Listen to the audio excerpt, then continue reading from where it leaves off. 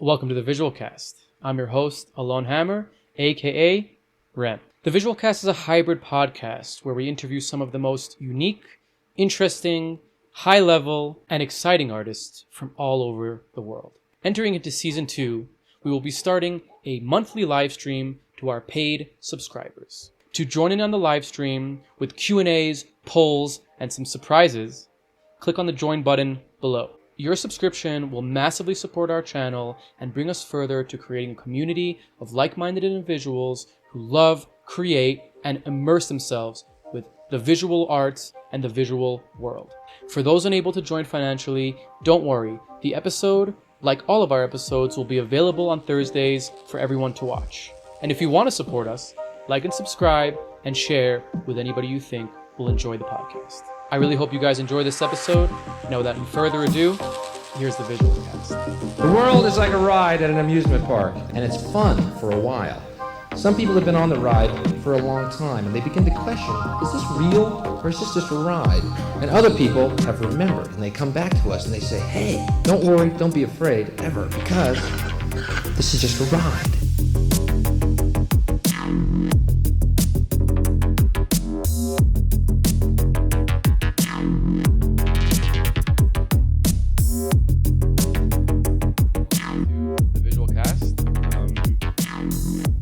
Happy to be joined today by a very special guest. Pretty interesting fellow, if I can say so myself. Quite the unique story and approach to TouchDesigner and mathematics and generative art, and quite an awesome teacher and influencer inside of the realm of the visual arts that we all love. So I'm going to welcome to the podcast, Andrew Sun. Hello. How's it going, Andrew? Super good. Thank you very much for that nice intro. Of course. Yeah, I mean, I it's funny because the flow of guests is always gets me by surprise. I never really organize it really, but it's like I'll have like a bunch of TouchDesigner people on, and then I'll have a few, recently I had a bunch of After Effects people on, and it's so funny, like the dichotomy between, the offline rendering versus the real-time rendering, and where they meet, because there's so much connection between the two, but they're also obviously very different, and it's just so funny because it's just so, it's just awesome to see the similarities and the differences.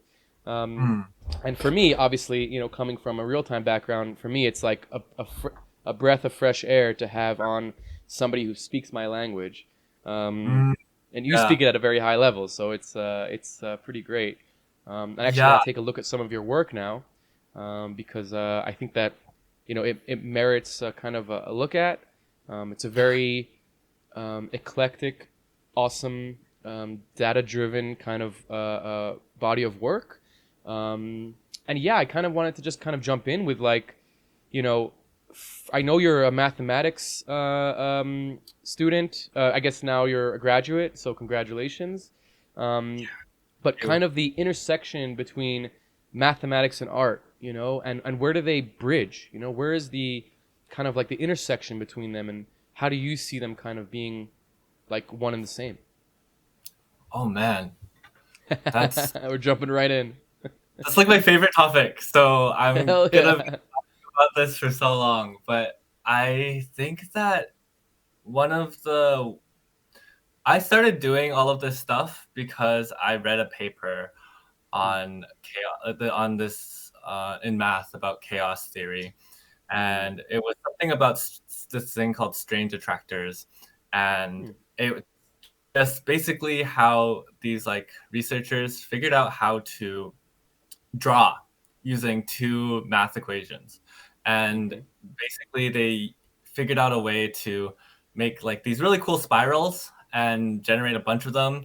And I'm not going to get too into it, but it was just my first understanding of, oh my gosh, when you are using a graphing calculator, you're basically drawing, right? That's what a computer is really doing, right? It's drawing, the graphing calculator is just like putting points everywhere to like do that like curl or that curve or whatnot.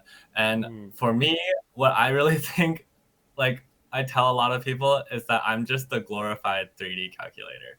Like That's just awesome. putting math equations That onto is like awesome. this Glorified TouchDesigner 3D. app. I And love that.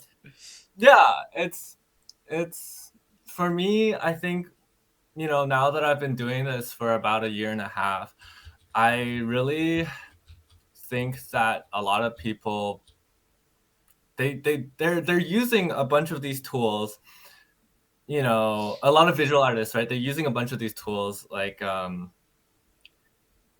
I don't know. I don't even know. I don't actually use any other like Photoshop things, but one thing I think about is like making curves or like Bezier curves. Like if you've Yeah, ever yeah. heard of In Bezier, like 3D. Yeah, of course. yeah, in 3D or 2D, you know, these are like tools to sort of be able to draw these nice curves. And a lot of them are like controlled by like constraints, these mathematical constraints. Right. And yeah, it's just like these tiny little like Wow. segments that sort of, you know, all come Bend the together. line, right? Yeah, Like yeah, it's right. And for me, it's really, I think a big part of mm, it was understanding like matrix algebra. Like that was mm, definitely a big foundation. A lot of things you can sort of just describe them as like matrices, mm-hmm, like vectors, mm-hmm.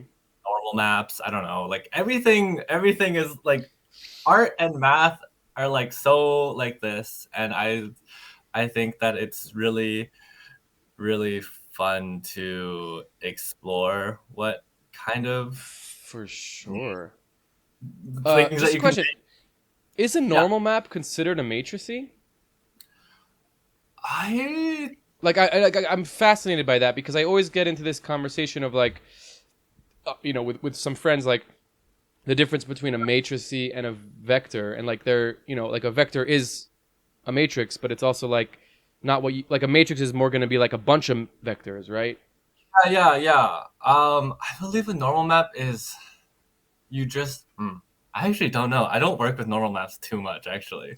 I mainly just used to like work with vectors. That's another thing. Mm. That's another thing. I would not say that I'm like like super Whoa, this is mathematical. sick.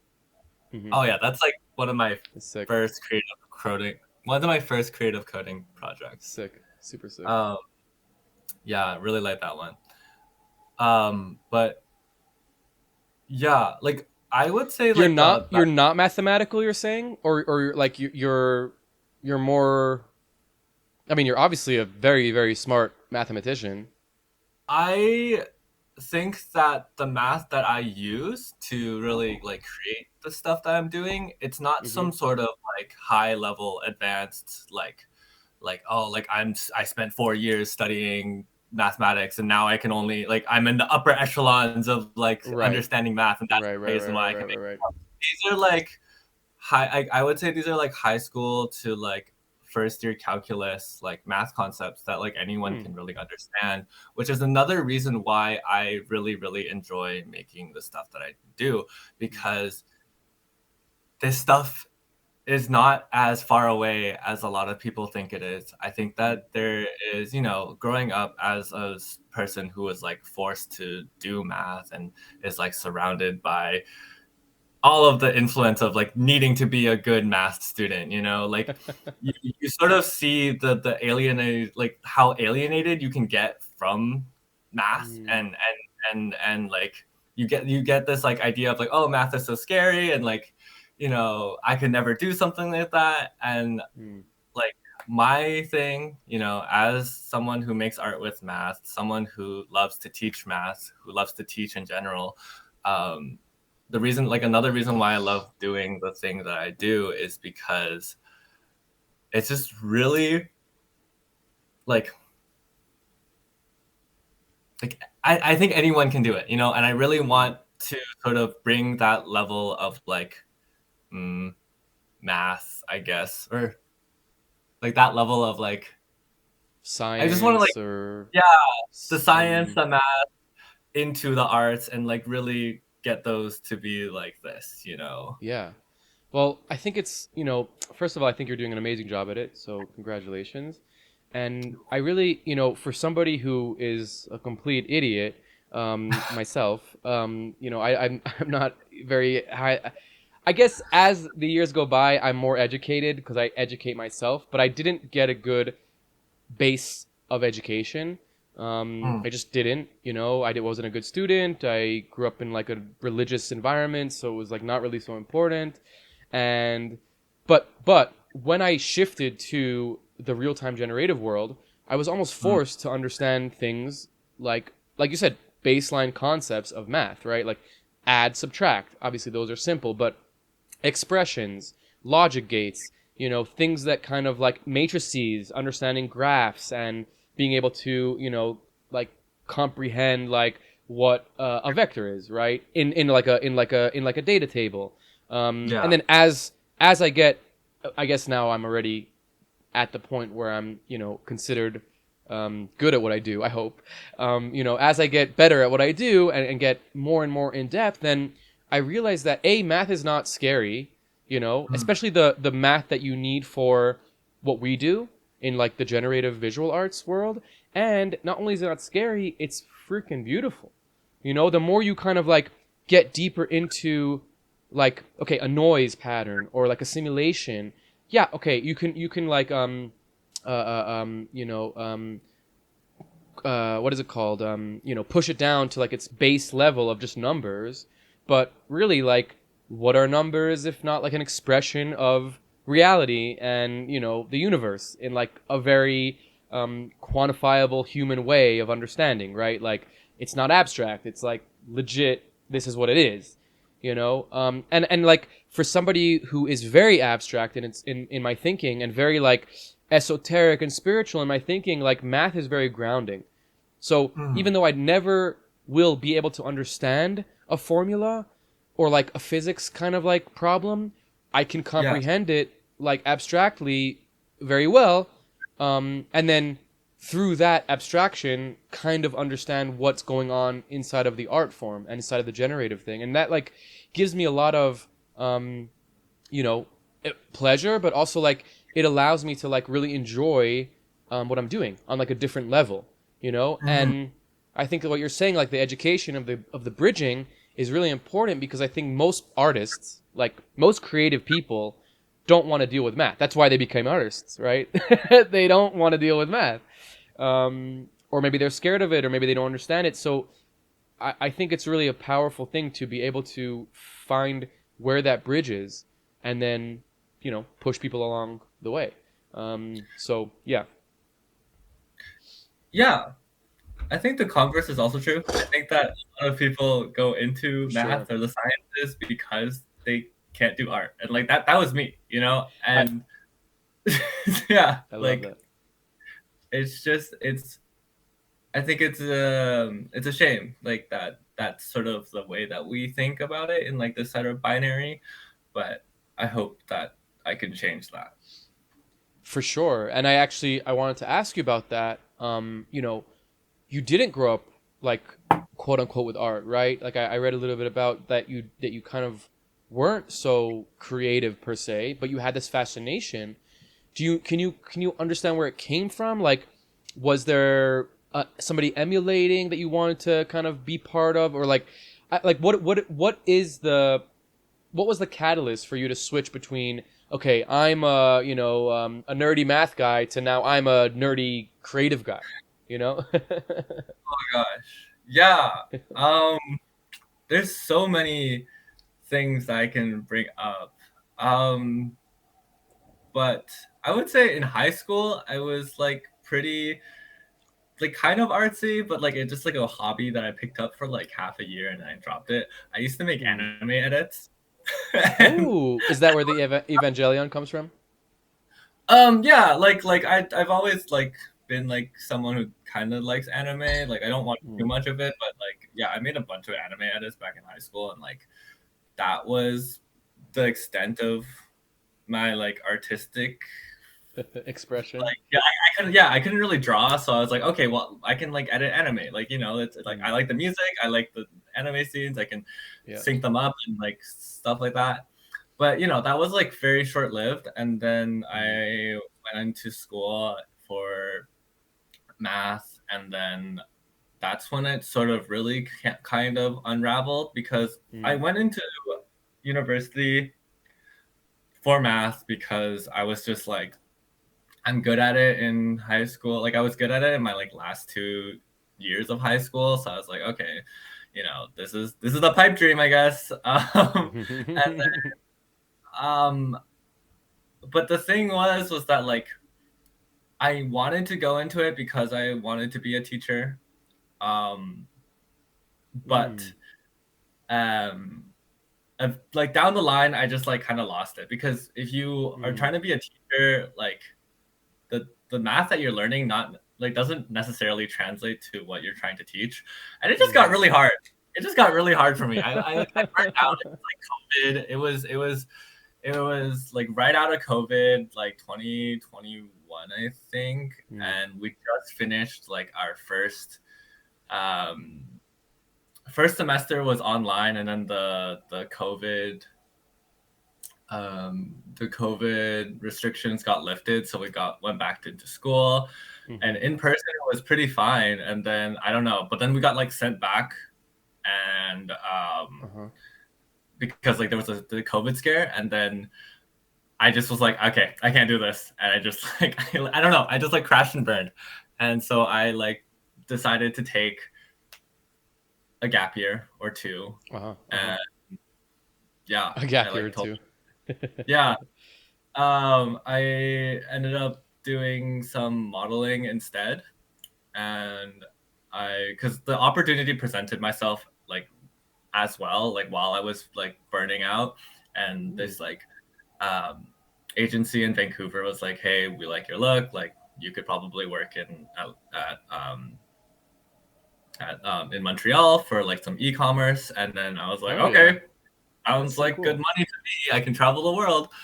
And like that's when it really started to like get into like, oh, I want to be an artist, because in Interesting. like those 2 years I spent modeling, I was surrounded by like the most talented people ever, like photographers, stylists, like set coordinators, directors.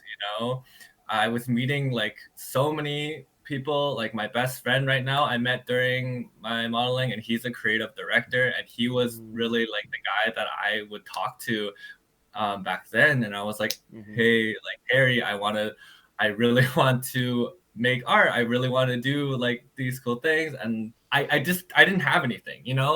I was like modeling, but to me, not to say that like models aren't artists. I think they are. But for me, I was really just like in it for the money. Like I don't know. Like that's I Right, don't know. right. Like You wanted to elevate was, yourself financially. yeah, like I was just like, okay, let me just do some e-commerce and get some money. But like as like a actual model, like it just like I didn't feel that comfortable, and I didn't really feel like I was really adding anything to the art. And I think that's because like my heart wasn't in it. I think that there are so many models out there that do really put in the work and put in the heart, and they make the the piece so good.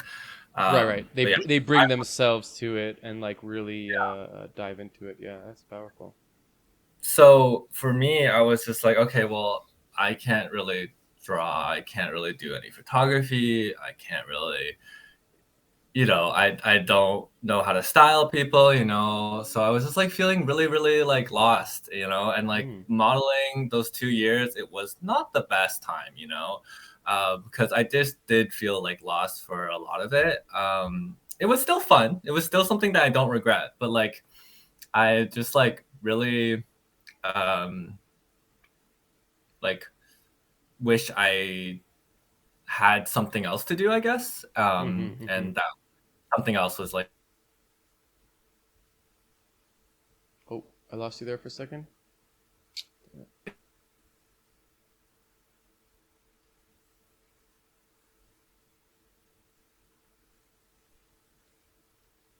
Oh, okay, wait, you're back. 1 second. Let me get you in here. Oh, there you are. Sorry, you were going great there. Continue. Um, can you hear me? Can you can you hear me, Andrew?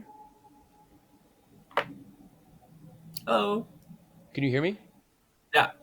Okay, Did, awesome. what? Sorry. Was that me? Can you hear me? Am I? Yeah, yeah, yeah. Oh yeah. Yeah. I Okay. think it was, but whatever. We're back.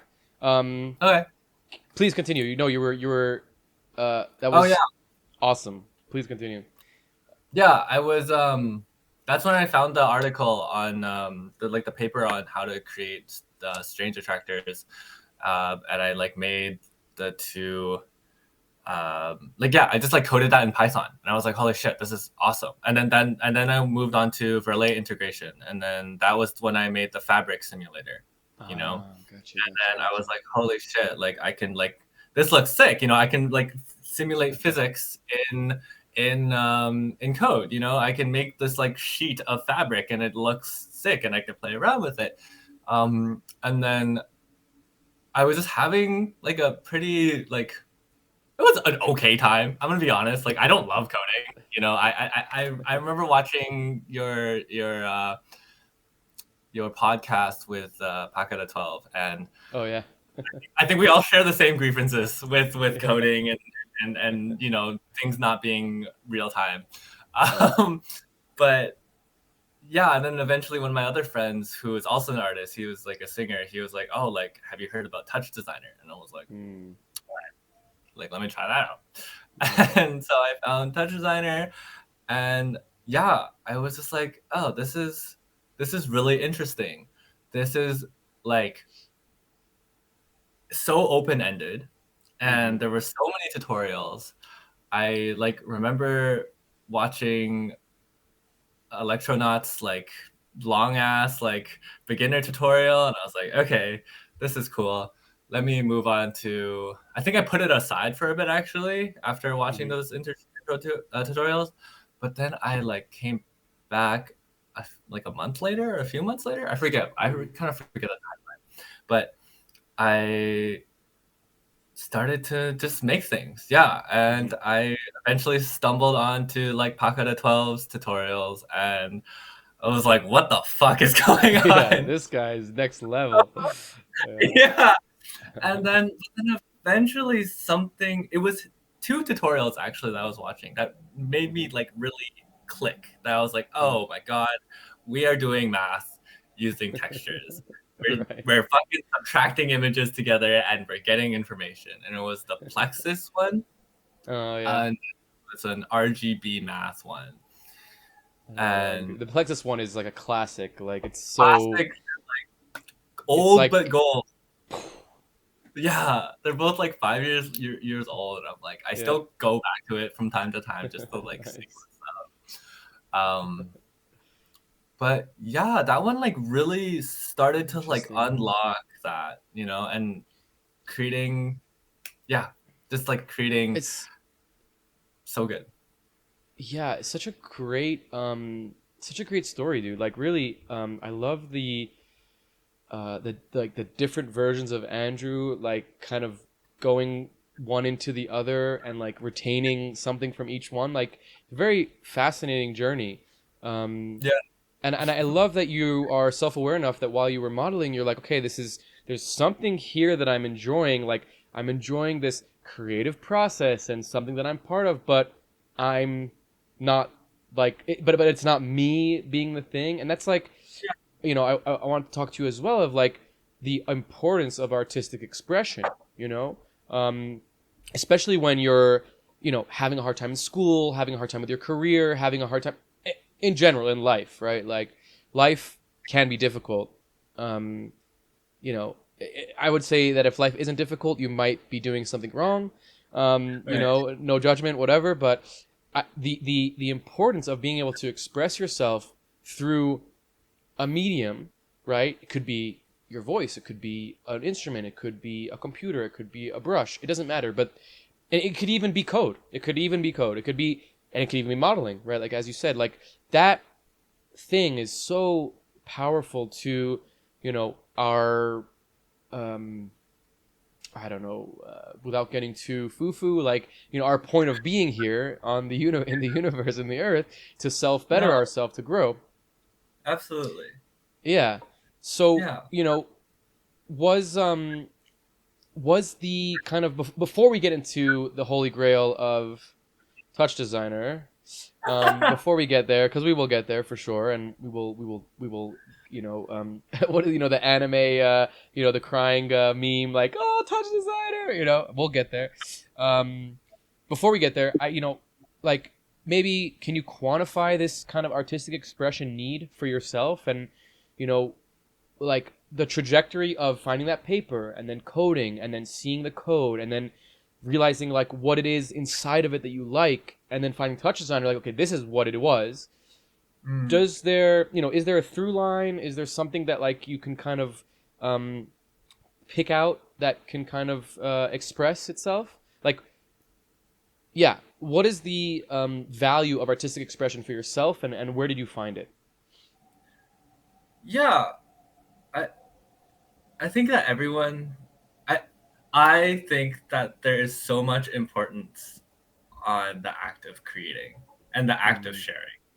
I Mm-hmm. think that that's what it is, right? I think that everyone, like my advice to anyone now that I'm like doing something that I love so much is create something and share it.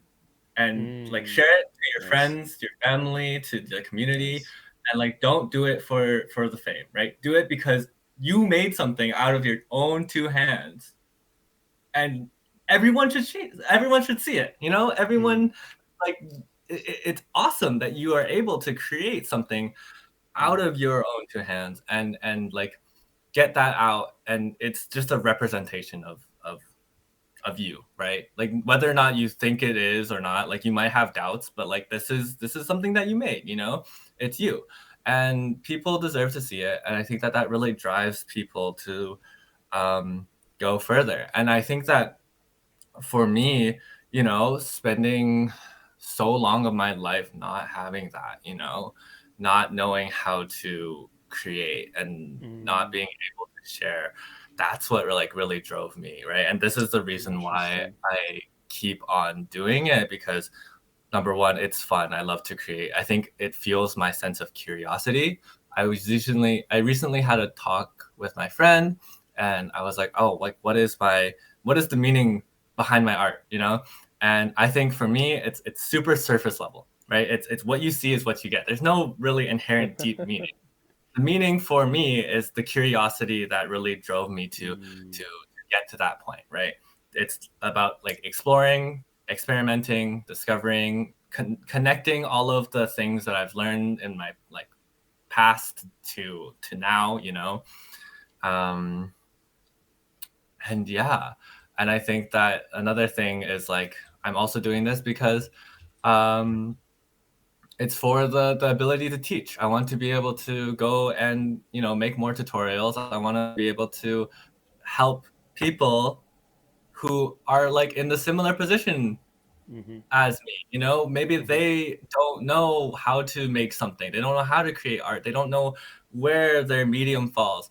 I want to like give that to someone and sort of be able to like guide them, and tell them that it's gonna be okay, and it's gonna be fun, and it's gonna be super super silly, and yeah, I don't know. I think that those are probably all sort of, I don't know if that really answers your question, but like It those are what really totally me does. No, it to totally me. does. But yeah, I there's this it's just really fun. Yeah. Yeah. It is Being totally fun, and I think you hit the nail on the head with what you're saying of like, go out and create and share, right? Like a big part, and it's like people inflate this, or conflate this with ego and like wanting to be seen, which is no shade. Like, I want to be seen, Mhm. everyone wants to be seen. That's a normal human inherent thing.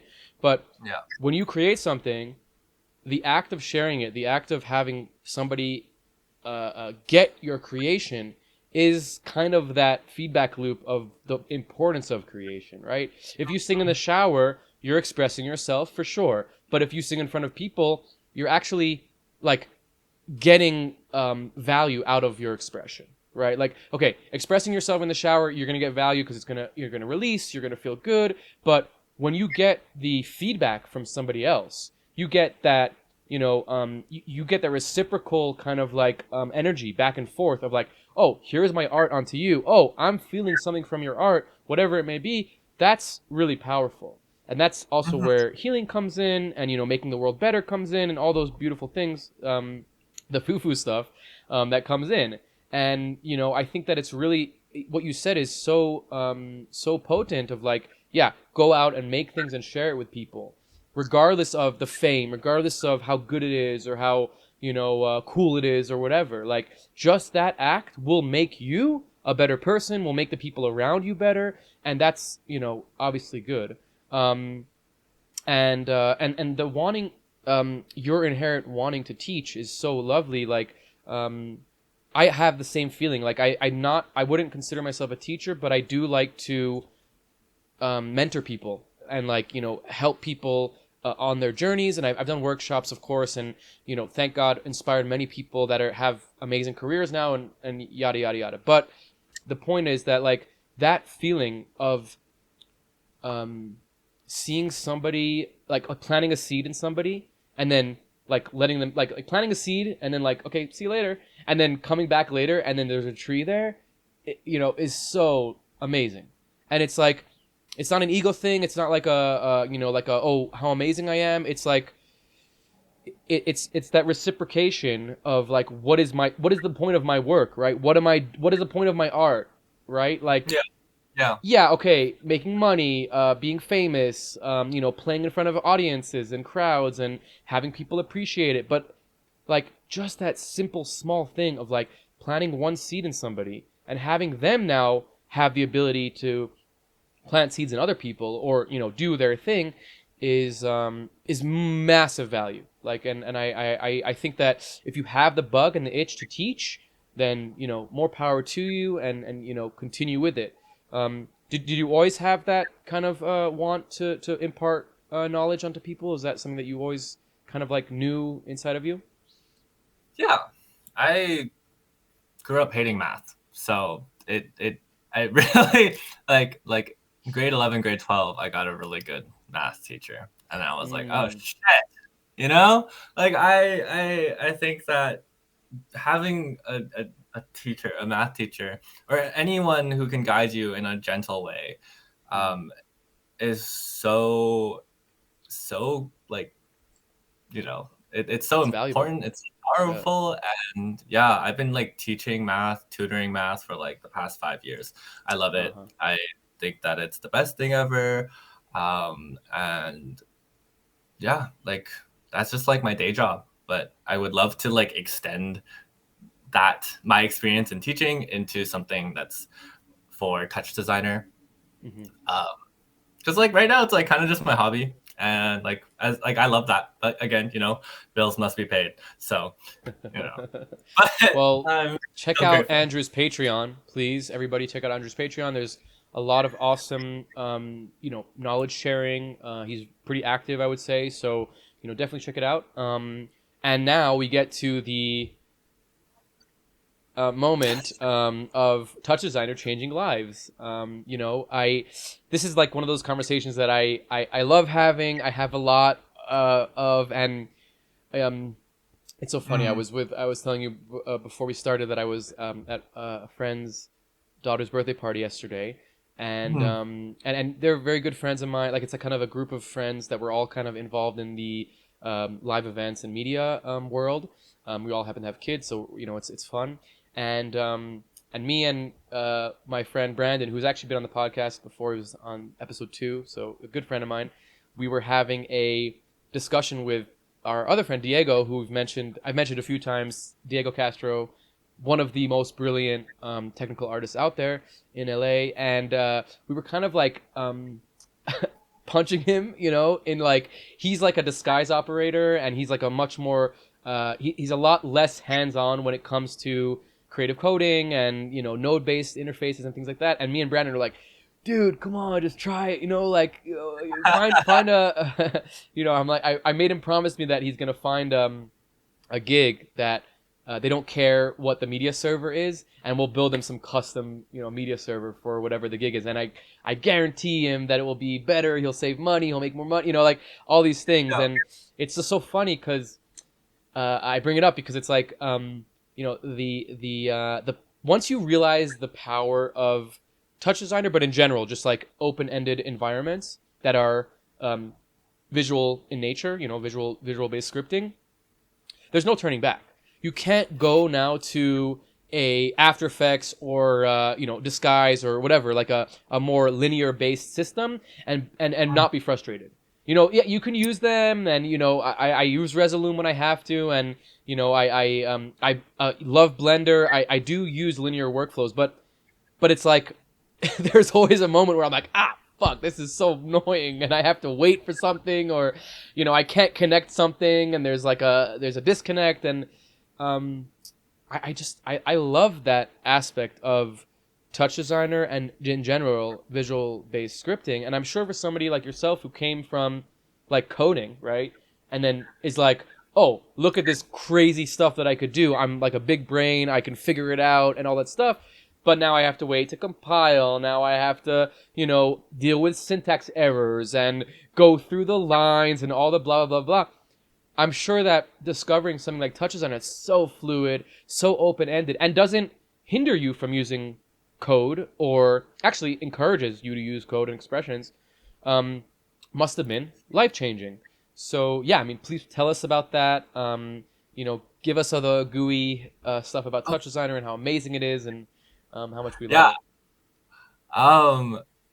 Yeah, fucking coding, like creative coding. I love creative coding. I think that it is something that I want to get better at. But it's just, when I was doing it back then, it was just like, I'm typing something out, something broke, I have to run it.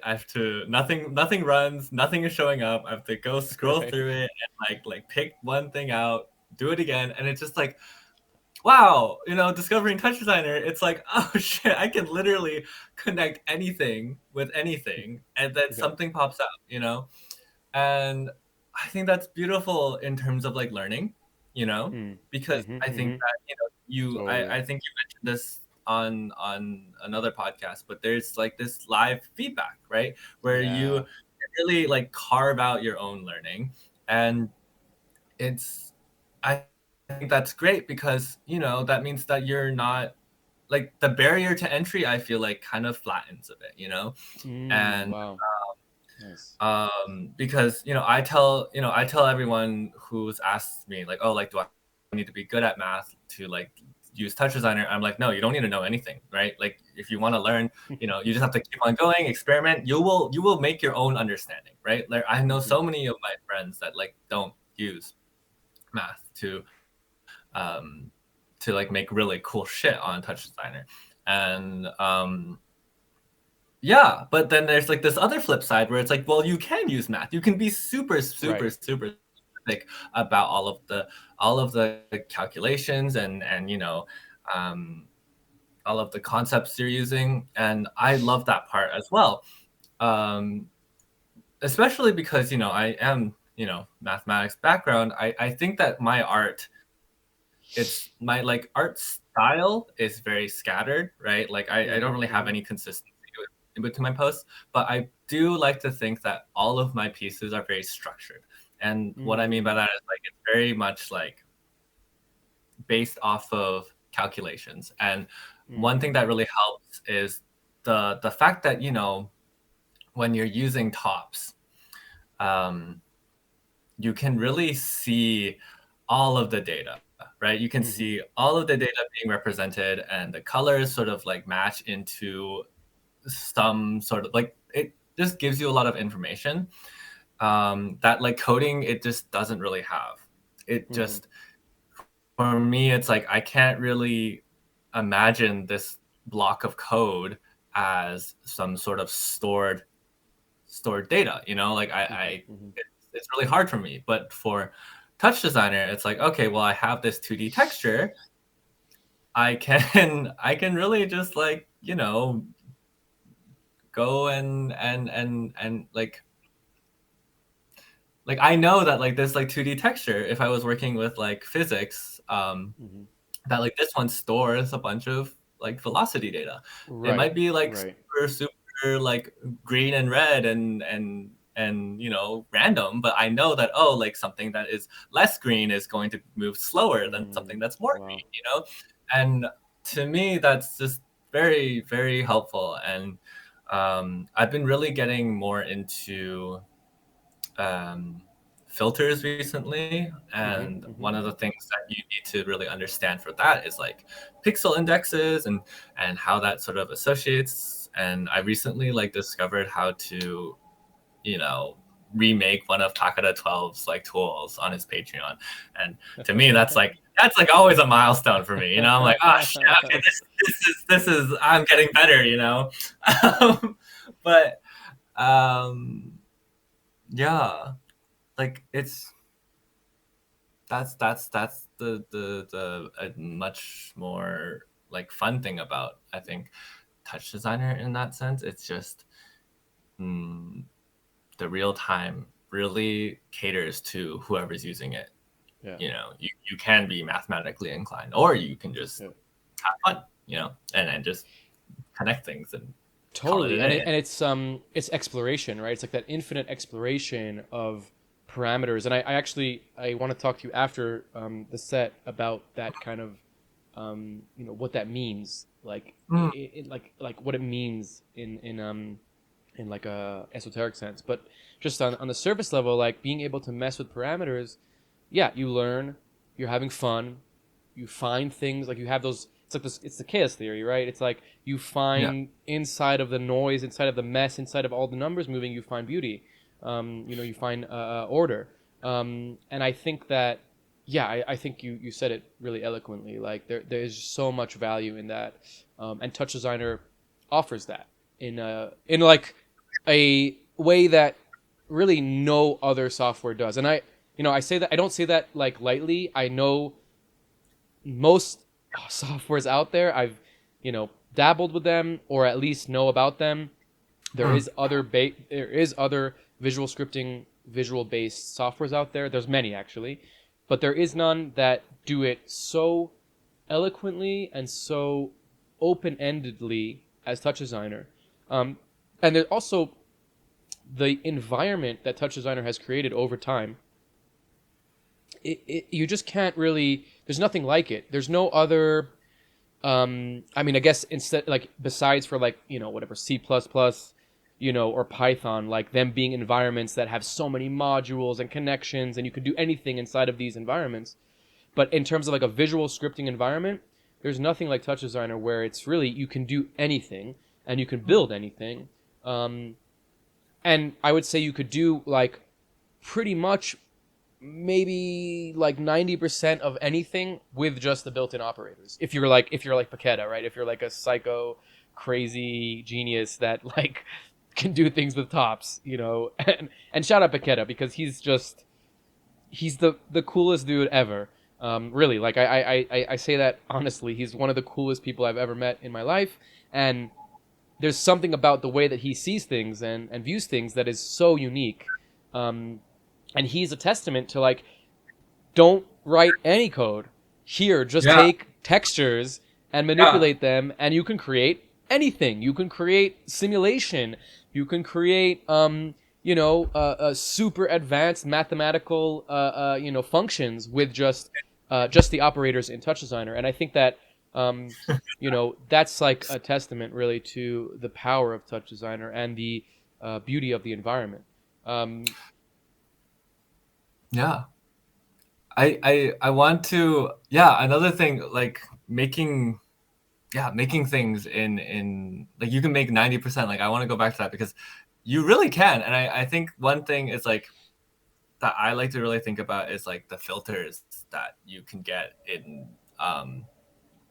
like Photoshop, or like when you say filters, yeah, explain to us what you mean by that, please.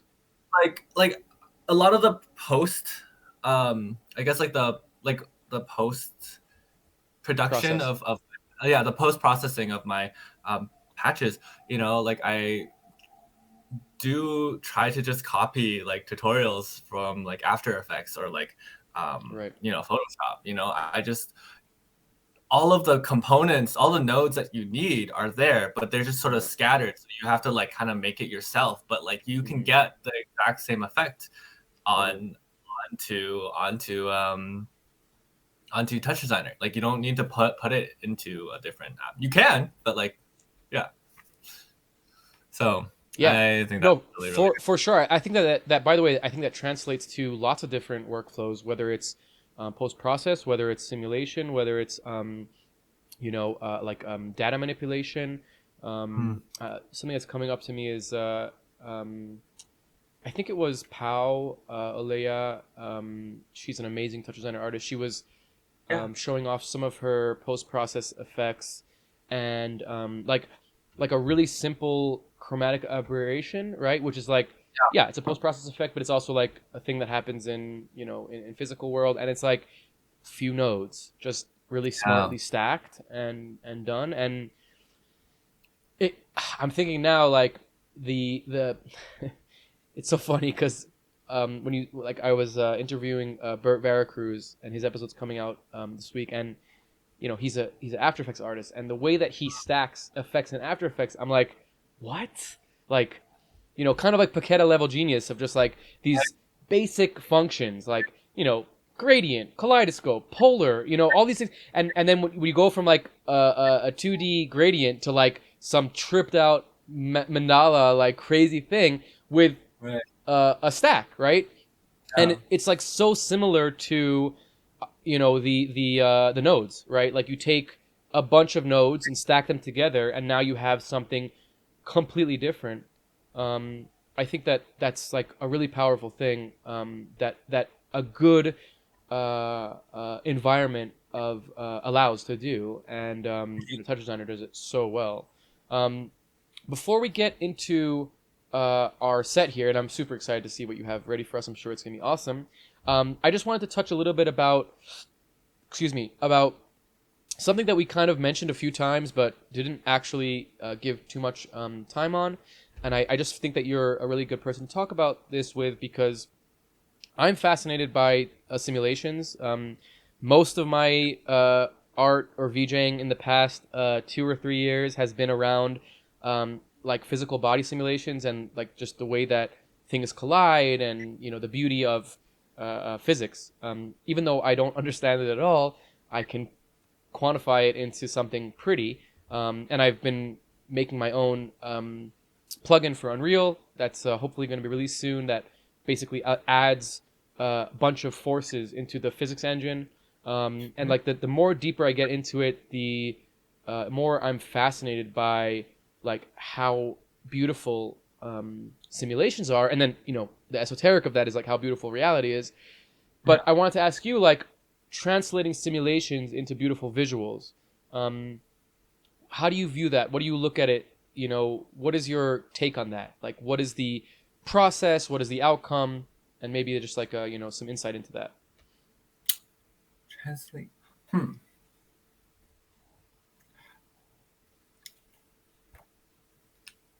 I think that most of my visuals actually aren't that simulated, or like I like I do like simulations, Hmm. but for the most part, I've only really explored like Verlet integration, which is just like a physics simulator, right? And I explore them in the sense of just like, um, oh, you know what? This is such a lot. You're so right. I love attractors. Holy shit. Yeah. So like, yeah, I sorry, I'm like blanking out. But there's something called like I think that attractors are such a fun way to sort of make these visuals, and I've made a tutorial on Hmm. that already. But it's really cool to sort of understand like how you can um, sort of pick like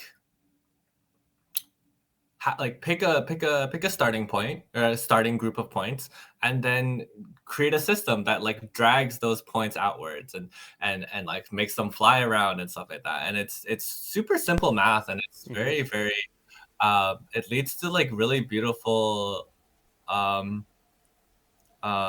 creations. And all of the parts, at least for me, the ones that I have created, it's really fun because you can really get a lot of the math, like a lot of the math concepts that you use to build it, you can also use to like affect the color, or like affect the speed, or like Right. the Right. trail, and all that sort of stuff. So um for me, like it's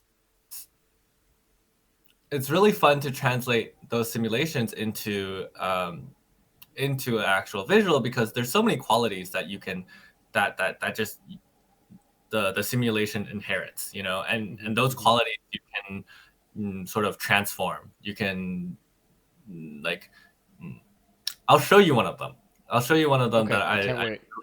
really like. And it has to be like, it's my attractor one, but it's like, I make my attractor system, and then I figured out that like, oh, I can, every single attractor has an influence, and then with that influence you can change the particles colors, and then based off of that influence, so then the attractors that are getting pulled like from that attractor are actually colored, so then you get this like lovely like mesmerizing Pattern or pattern image. of like trails. And then I found out that like, oh, you can like make, you can have distance constraints, and then you can like sort of make certain points disappear, so that Right. you have like lots of things you can do if you like get that mathematical side of it. And if you don't, you can sort of just like pick something out and then see whether or not it breaks. If it doesn't break, then it looks cool. Yeah, If it doesn't break, I it's think that's working. right. Yeah, no, exactly, right. That's I think that's a great way to sort of function, like, for touch designer, like. But Well, yeah, awesome. Thank you for giving us that. Like, and um, yeah, the Varley integration. I actually don't know what it is. That I kind of just quickly looked at it while you were yeah, mentioning it. It's like a motion, right? Like the mathematical thing of motion, or is that correct? Can yeah. you explain It's it like in a 2 cents? yeah. So basically, like if you have like 2 points in space, like this or something, right? Um, you can sort of like consider like this point as like the current point, and then this point as like the last point. And essentially you can get the vector that's like pointing from this point to this point, right? So you have like this like thing right here, right? And then what you can do mathematically is you can sort of move this vector up here, right? And like sort of tell it like, now it's like, now you assign it to be like, okay, now we're going to move this point this way, right? Uh-huh. And you just do that over and over and over again, and it sort of simulates um, physics based off Right. of your point and a previous point. Uh-huh. And like that's it. That's all you really need to do. You just have to like Wow. subtract the difference between like the current and the past, and then you just get Interesting. this like really cool thing. And I guess that's another part of simulations that I really really enjoy. There's like stuff, there's procedural animation, which is basically Right. you just animate like something Right. based Kinematic. off of, yeah, inverse kinematics. And like, you just give these points a certain rule set, and now they look like they're walking, or they're Right. bouncing around, and Right. and Right. it's Right. Right. for me Is it's it like, connected wow. to? Is it connected to like constraints? I guess go into this as well, right? Like adding like a you add a constraint to the concept of the integration, and then now you have like kinematics. Is that a simplified way of saying it? Like more so like, okay, well, now let's say that now that I have like a relay integration, right, now I have points that are like flying around, right? Right. Well, like what if I make sure that all the points, or at least these 2 points, can only like must stay this distance together, like Distant. they Right. can't. Right. Like a distance of a bone or a distance of a muscle or Yeah, something like that. yeah. So then like now they're like kind of flying, in Right. the same way, Interesting. and they can't really break. Interesting. And it's like, well, now you can like build these chains and Wow. springs and everything. And it's Yeah. like, for me, it's like, well, I always thought, like, at least for me, I always thought that animating or drawing, you could only do that with a pen and pencil. No, you can animate entire characters, like animals, like crawling or swimming, just off of a bunch of beautifully defined functions. And I think that that's Totally.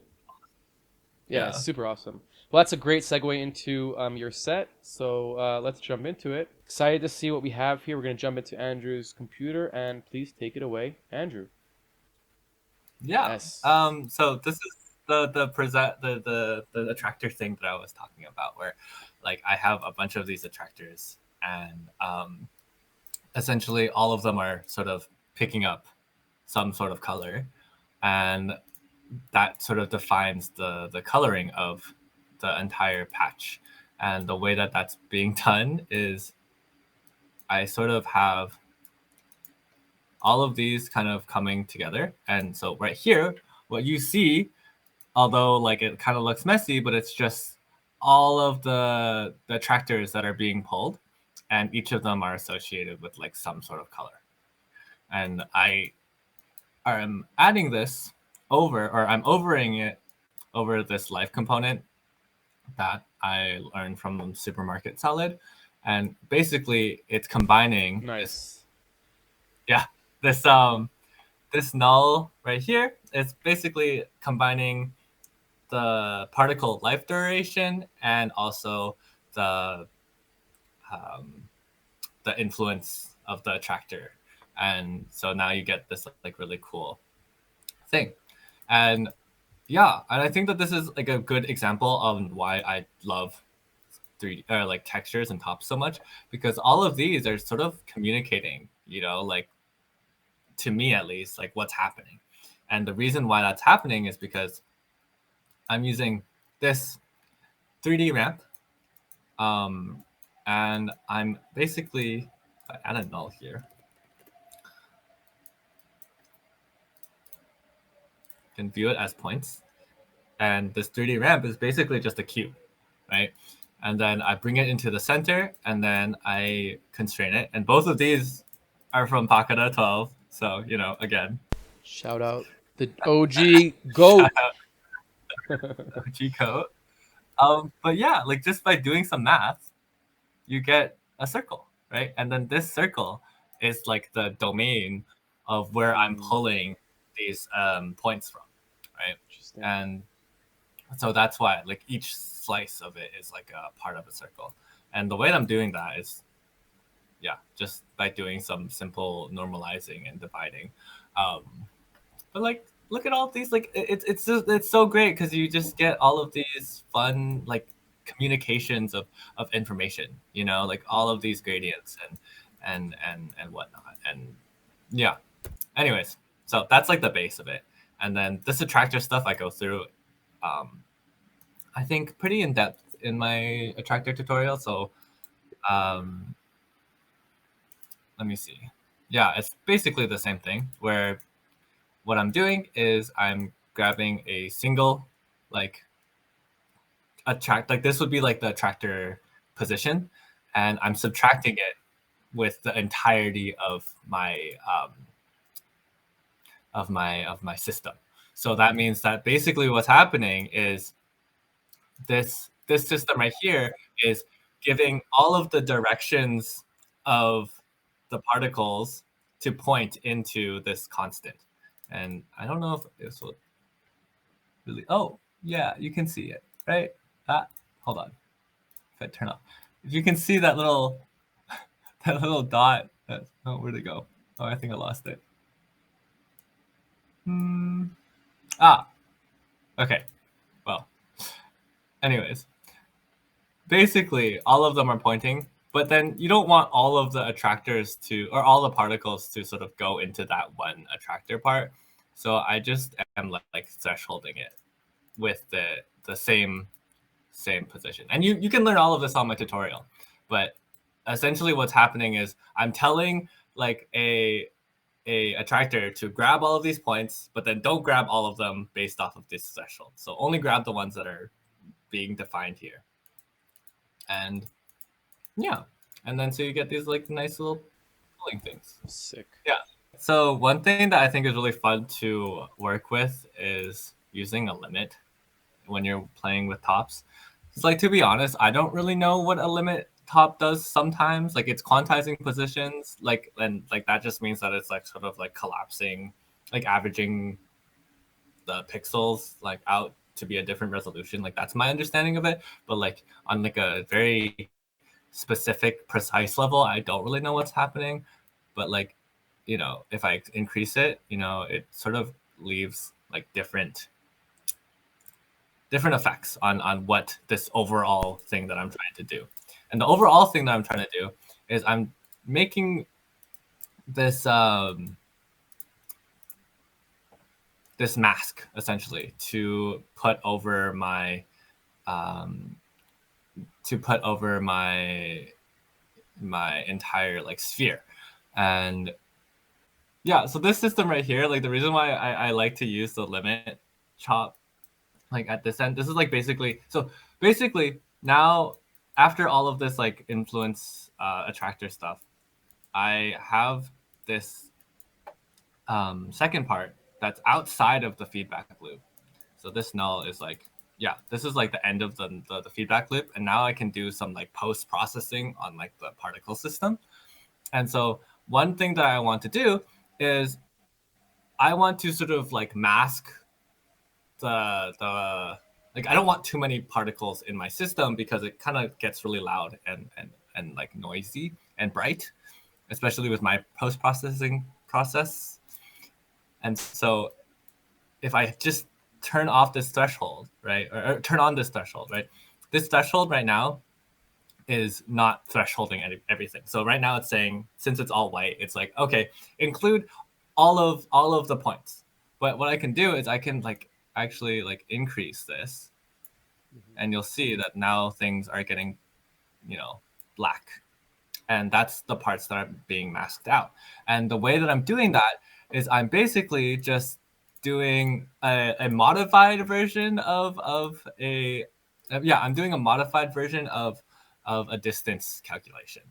I don't know, actually, square, subtract, root. Yeah, it's just like a different version, but like overall it's just this, right? And I'm just getting the length from the center, right? And that's why when I'm increasing the threshold, I'm sort of like controlling how far away it has to be to like exist. And yeah, and I think that that's really fun because, well, now you can sort of also play with this soften. And the soften is really cool because then you can get things that sort of like fly inwards, because now instead of things being just disappearing, they're when they're getting too close, they kind of get just like pulled into the center. So now you have like two different attractors, I guess, working. And another thing that's really fun is using a limit. And a limit, I don't really know what's going on half the time, but it's just fun to play around. For me, I like again, right? This is like, you don't need to know math to actually do it, right? This is my part of like not knowing what it is, right? But for me, it if you like kind of look right now, it's like pretty like these trails are like pretty like I don't know, like collected, I would say maybe. But when I turn this on, now I get this like sort of like these like trails that like kind of like fall inwards. And yeah, that's just like, whoa, you know, like what? That's so crazy. And that's just like from messing around. So yeah, like you can get these really cool things. And one thing that I figured out, like I think maybe a bit too late, or not too late, but like I can just literally, oh god, that's way too fast. But like, you know, like now I have like this like kind of cool animation that, you know, I discovered this after I posted this, but like I was like, oh, this could be great for like an actual like concert or something, you know? And yeah, I don't know. I think it's like it gives it like a interesting animated effect. But yeah. Yeah, and then I think this one, what am I doing here? Oh, this is a point transform to like transform the center. I think that if I don't have this, yeah, this is just like controlling. All of this is just another um, another distance constraint so that I can mask the center of my particle system, and so I can like control the sphere in the middle. Yeah, and like that's it. That's basically the system. And I wonder if this actually, and, yeah. So like by the end of it, like this doesn't really make any sense to me anymore. But it's still nice to look at. Like it still gives me like a bit of information to correlate, right? Like I don't, I kind of like there's just a lot of visual feedback in TouchDesigner that I really like, and it comes in the form of being able to see this and also being able to see this, which I really really appreciate. Yeah, and it sucks because yeah, this doesn't work. This view as points doesn't work because it's a particle system. But yeah, basically my attractor system, it like throws points into infinity, and then TouchDesigner view as points doesn't like that. So yeah. Anyways, and then there we go. Now we just have a very nice, simple system for creating particles, which is just the point, and then a convert. Oh, right. Okay. Another thing, if you guys are ever watching, like trying to copy someone like a project file, this thing helps a lot. This button right here, the non-default parameters. I'm sure someone else has already mentioned that, but I use this all the time. But yeah, like an add and then a particles, and then yeah, just a geo, and then a point sprite, and then you get and then you get something that is that you can kind of mess around with and you know, make something pretty out of it. Let me compare these two, because I think that the post processing is one of the parts that I really like to do, but I don't know what I'm doing all the time because I'm just messing things around, like messing around, which is yeah, it's like a bit hard to sort of teach, but I think that it's also the best part for most people to really explore. You know, You're right. at least like Play I think around that with. it's just it's yeah, it's so fun. But like, oh wait, hold on.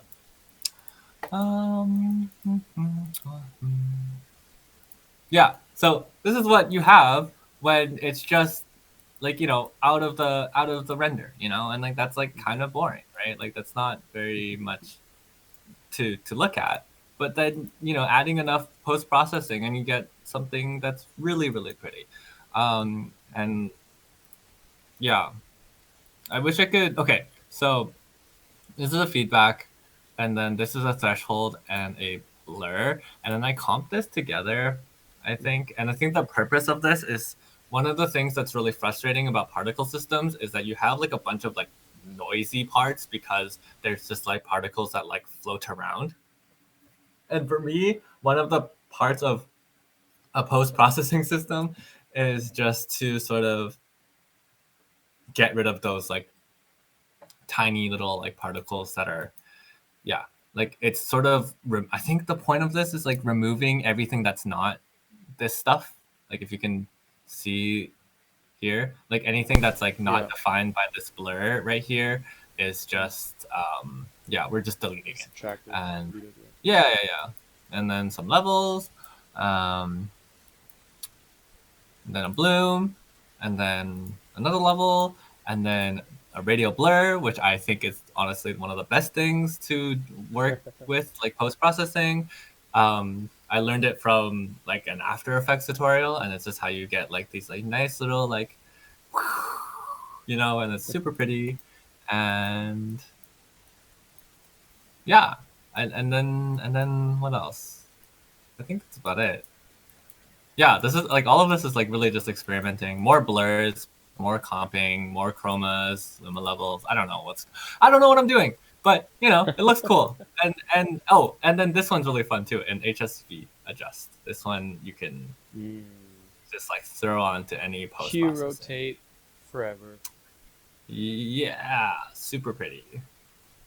Anyways, Well, um, I love yeah, it. I mean, I love seeing your kind of your organized chaos. It's really fun to see. So one thing that I do love also about TouchDesigner is like this idea of like once you make something, you save it, right? And then like you can store it away, right? But it's you can always come back to it, you know, Hmm. right? Hmm. Like that's what I really like about um, these projects, right? They're just gonna be there forever. And for me, you know, I'm like the type of guy when I'm making art is I'll make something and then I sort of just like toss it aside. You know, I'm like, okay, I want to move on to like a new thing or whatnot. But you know, there are times where I can go back and like, you know, when I'm feeling really stumped or whatnot, and I can like look into it. And so like for me, this one I finished, right? But I actually repurposed this to be for a concert visual that I made for Uh-huh. Oh, someone, cool. an artist that was going on tour. Yeah. And this, yeah, I made tour visuals for NetSpend, and it was based off of the main loop was based off of this, which I think is Hmm. pretty fun and pretty silly because the entire thing is actually in black and white. But you know, so let me find that one real quick. Sure. Yeah, so this is like the other, yeah, I yeah, and this is like the exact same patch, you know, but I just changed up the post processing, and now I have this like weird like mirrored thing, I guess, and yeah, it worked great for like a visual loop. Um, I don't think there was much that really changed. I did some, but yeah, I just like turned it mono and then I mirrored it, Mm. and so this is what it looks like before, which is this my same thing, just a bit weaker. But Super cool. yeah, I love how different it is.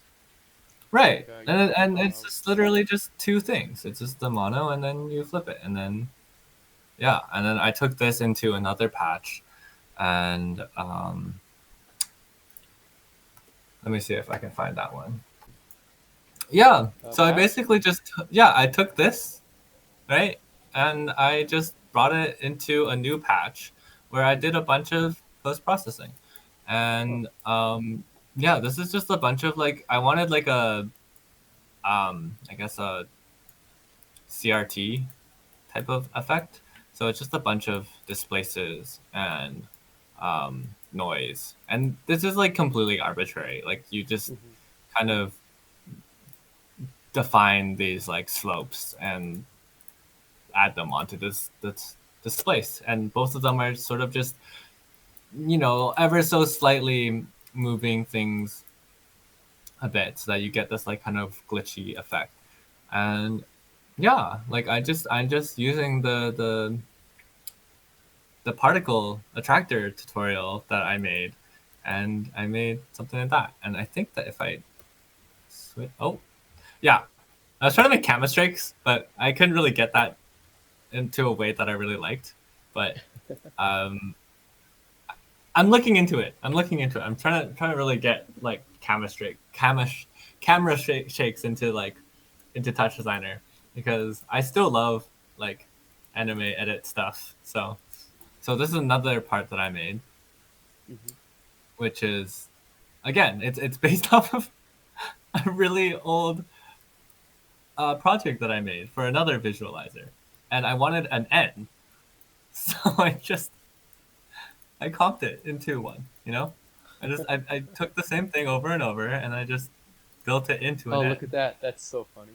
That's awesome. Yeah, and it works great because now I have yeah, I had all of these things that I needed to do with it to like make it go in sync with the music, and oh my bad, and yeah, like I think it's very cool how you know now when you're working in Touch Designer, you're kind of creating all of these visuals, and they're just like an art. Oh, turn that off.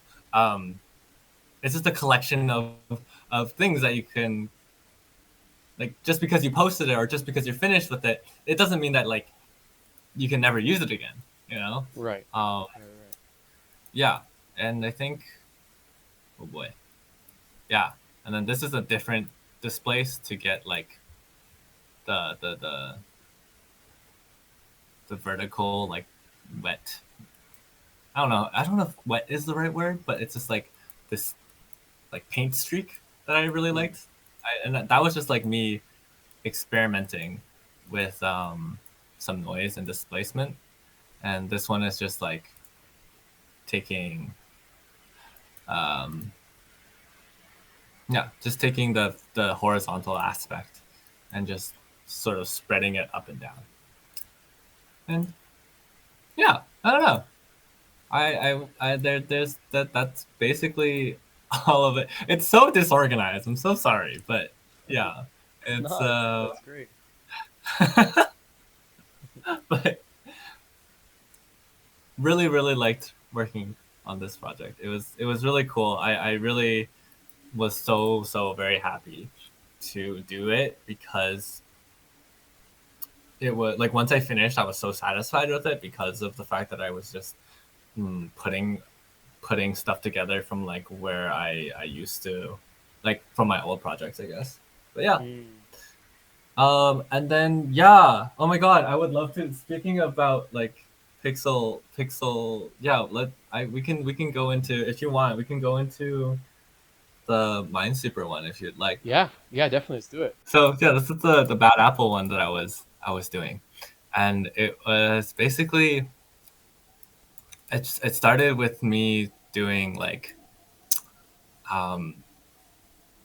just like I've always been interested in ASCII art, but I was just like, oh, I feel like this is, I don't know, I didn't want to do instancing too much because I was just like kind of at least for me, instancing and then like textures, I'm just like, oh, this is gonna get really messy, which it ended up getting really messy already. Like this is like a bit too much for me, and whatnot.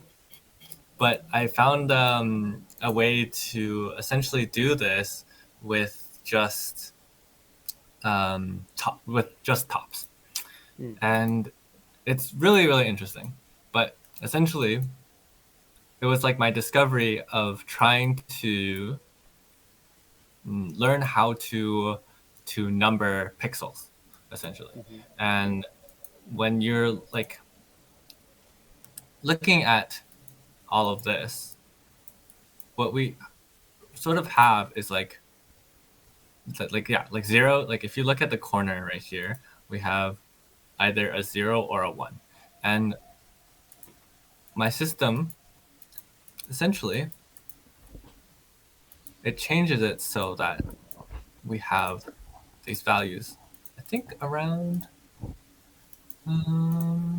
here. Yeah, where I've managed to change the values to be from, instead of 0 to 1, to be like 0 when it's like an actual thing that's like being highlighted, right? And then a bunch of other values like 2, 5, 4, 6, 5, like 0, like 3, 5, all of these numbers. And yeah, what you can do with that is you can essentially use the remap top to make those into textures. And I'll go into that real quick. But here's the system that I'm using to like to assign it, right? But essentially what I'm doing is I'm grabbing the input image, right? The input video, which is just the animation.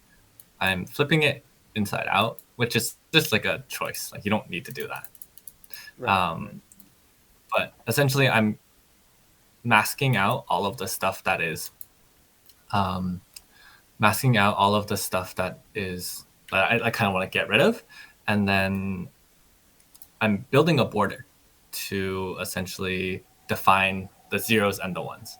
And yeah, so like these are the ones, zeros, and then everything else is just like random noise. And yeah, and then from here, I'm multiplying it, right, with 8, right? And the pixel level 8 is just saying, okay, well, my lookup texture is gonna be 8.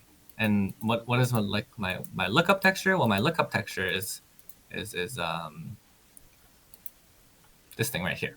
It's just 8 textures from side to side Okay. right here.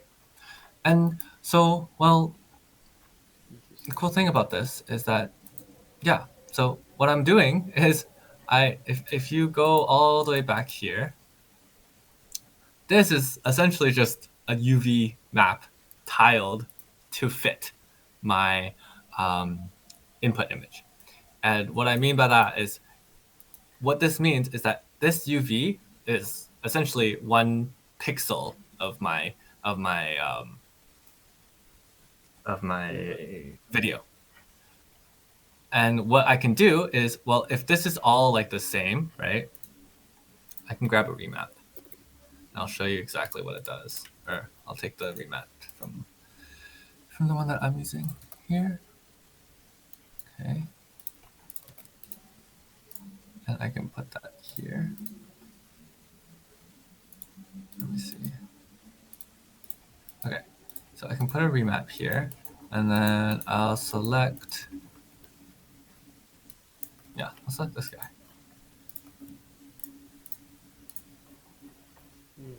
Ooh. Yeah, and it's essentially just, and if I crop this into, if I crop this by, I think,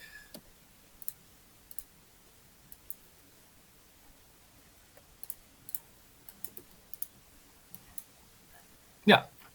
So essentially every single one of these like pixels, right? Since it's a UV, it's just mapping this image over and over again, right? And I can change the cropping to be like 17 to this. Oh. Hold on. Oh, whoopsies. Should be this one. Yeah. And I can do it again.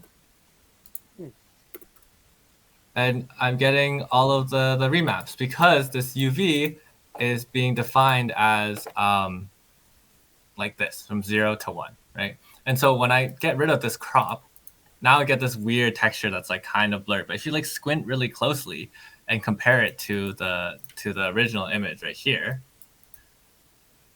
essentially in this pixel, right, we're trying to fit this entire, yeah, the whole thing, which is so ugly, right? So my question was like, okay, well, like how do I make it so that we can just, you know, collect one, right? And so the way that you do that is you simply just make a texture that is the length of your lookup texture. Like again, right, this goes from 0 to 8, right? And then you add that to your UVs, right? Now you get this like, yeah, now you get this like really, really cool thing. But you only want to do it on the red, because if you're adding to the green, then you're kind of looking upwards. But looking upwards means that there's no texture upwards, right? So you're sort of going into like no space, right? So you only want to go from left to right. If your lookup texture was like up, like vertical, then you would want to only add to the green. Right, but you want Yeah. from left to right. That makes sense. And then what I'm doing here is I'm dividing by the amount of pixel levels, right? Because right now, if you like look at the values right here, if I pause it real quick, right now I'm getting UV values that are like, well, no matter where you go, something you'll notice is that the green always stays between 0 and 1, because we're not adding anything to the green. And 0 to 1 is what we want because that's what UV is defined. But the red is like ranging from 0 to 4 and 7, right? Which is not ideal because, again, once you go out of that 1 range, then you're sort of trying to pick up things that don't exist. So you just divide everything by the pixel value, or the pixel level, which is 8. And now you'll see that all of my pixels, Normalized. all of my UVs are from 0 to 1. And that's super great because now we can use this remap with no issue at all. And yeah, like that's about it, honestly. So interesting. And Yeah, I and guess the only thing that I'm a little bit confused about is why do you have to normalize the red back? Wouldn't it make more like, because I'm like, that's my like Hmm. lookup, right? Is those Yeah, tiles? So wouldn't yeah. my lookup be like 1, 2, 3, 4, 5, 6, 7, 8? Like, doesn't it make sense to keep it unnormalized, or do you need to So, normalize it so that it can actually like have like some sort of space? yeah, the remap takes UV coordinates, and UV coordinates go from Uh-huh. 0 to 1. Right. So like Oh, so it's like just that. normalized within that, within that tiled, within that the tile of those 8 images. Like those Yeah, tiles could be 1,000 pixels, but it's still normalized from 0 to 1. yeah, exactly. So like for the Gotcha. lookup texture, it doesn't really matter what the resolution Right. is, Right. Right. as Right. long as this is The one UV. divisible, Yeah, divisible yeah, by the amount. yeah, It's exactly. almost like going between like pixel and like in the crop, right? There's the different formats of pixel Exactly. or fraction, right? It's like the same. You're just going back and forth between those two. Yeah, exactly. And yeah, and like that was my whole exploration into this, and it led to me making some other, yeah, my bad apple tutorial or my minesweeper tutorial. That was really fun. Um, let me see if I can find that one. This is the minesweeper tutorial that I made. If and it's basically the same thing. Oh, something else that I really like is that, yeah, I think it's really awesome that you can do this without any instancing. Like this is pure tops. Like this is peak like top supremacy. Which, I don't know. I just think it's really fun that like you can just do it like that. But um, yeah, this one takes in just any image as you want. Um, but yeah, there's a bunch of things that you can do with it. There's like flags that you can activate. I don't know why I did this system like this, but yeah, like these are mines. But do you know how Minesweeper works? Of course, yeah, I love Minesweeper. Okay, yeah. I'm old enough. Ah, yeah, um, yeah. I just really like how the Minesweepers esque of it just like kind of Mhm. worked out so simply. Like, Yeah, it's yeah, all. Is it like accurate, quote unquote? Like, is it like actually giving me yeah, like the actual, yeah, like the actual, like there's a bomb here, like, yeah. huh? So like if you like look at this, right, you're just counting the 8 tiles like Right. per number, right? So this tile right here is associated with One. this one right here. Right. This Right. 4 has 1, 2, 3, 4, 3, one, Right. 2, 3, and then you get these like sort of patterns on vertical lines where, Huh. yeah, you just have these, and That's it's trippy. super simple. Yeah, I remade this because I posted this on I think, where did I post this? I posted this on some subreddit on Reddit, and someone in the comments was like, "This is cool, but it would be cooler if it If it was was accurate. actual mines." And I was like, Right. "Okay, Right. sure, I got you." Right. Um, You're like, challenge and accepted. yeah, I was waiting and for it's that challenge. and it's super simple. Like I really thought about it for a bit, but then I was talking about I um I asked one of my TouchDesigner friends who also makes tutorials. His name is Neurotypic, I think, on Instagram, but he's very, very good at what he does. And he had told me to think about like jump flooding, and then I was like, whoa. Oh. So I tried it with jump flooding, and then like it didn't really work. But then I like thought about it a bit more, and I was like, wait, no, all you have to do is you just have to count every single like adjacent tile. And the way that you can do that is just by shifting your image up, left, right, like up, left, right, down, and whatnot. And what you end up getting is you end up getting everything counted, like here. Yeah. That's sick. And the same, yeah.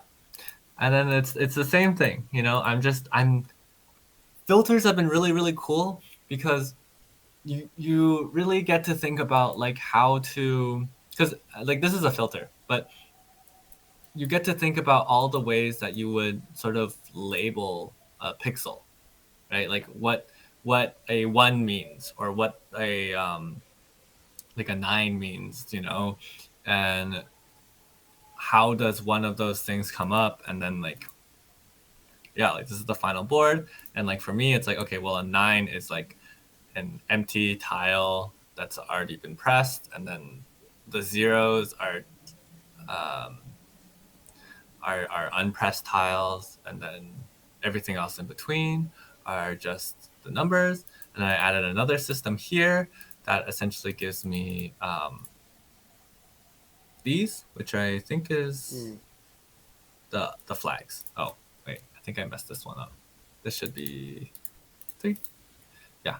And then, yeah, and then these ones are just the extra ones that are, yeah, different flags. And then I added them all together here. And then, yeah, I disabled it, but you can enable it. And, yeah, I don't know. It's so simple and just fun to think about. And I think something else that's really cool is that you can replace this with any texture you want, any sort of lookup. Someone on the TouchDesigner Discord called it my tutorial, like a texture atlas, which I really liked. Yeah. I think this is really what it is. That's so cool. Yeah, because once you have the grid, right? Once you have the grid, and once you have the ability to get those normalized values of like each piece, then you kind of have like you have an understanding of where each pixel, or like you have like almost like an index of Yeah. each pixel, and then once you have that index, then you can kind of define what each one is going to be, but all through tops. Yeah. There's no dats, no no chops, nothing. It's super cool. Yeah, that's one of my things that I've been really into, just like thinking about textures. And I would love to go into like one last thing that I was really having a fun time. This is just like a component that Pakada 12 released one day, a while ago, and I remember using it, or I just like looked at it and I was like, what the hell is going on, right? And so as one does when one sees as one does things. Yeah, but let me go through the really cool part about this. Okay, so okay.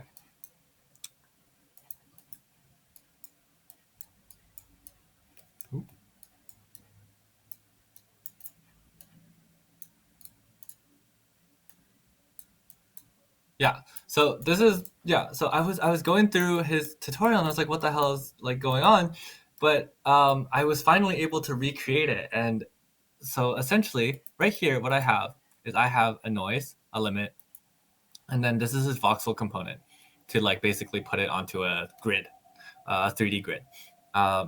And what you'll notice, right, is that this is so this is just like, if you like look into this, it's nothing super fancy, but it's based off of a noise, right? But this one right here, if you notice it, right, these two are the exact same thing, and like this difference is supposed to like prove that to you as well, right? But this one is made out of this remap. It's using a 3D grid right here, a 3D ramp, and we're remapping it, and we're getting the exact same thing. We're getting the exact same freaking thing, and I think that that's so cool. And essentially, what we're doing is we're taking that input, and we are flattening it, right? This is a 3D coordinate system on. This is a 3D points on a. This right here is a 3D. This right here is 3D points on a 3D coordinate system. So you'll see right here, right? We can go and look around, right? All of this goodies stuff is essentially to flatten it. And so what I mean by flattening it is now what we have here is we have a 3D coordinate system. Sorry. Now what we have are 3D points in a 2D coordinate system. Right. Right. And so when I open this one up, you'll see that we get like these slices of the 3D object that we had. Oh. And these are Like just almost these like a what is that top called? Time machine, the I think it is. yeah, the texture 3D time machine Texture 3D thing. time machine. Yeah. But yeah, like almost the same thing. I've never really worked with the texture 3D thing, but I think it's the same thing. But essentially what we're doing is we're taking the Z slices. So Oh, it's a little bit different, I guess.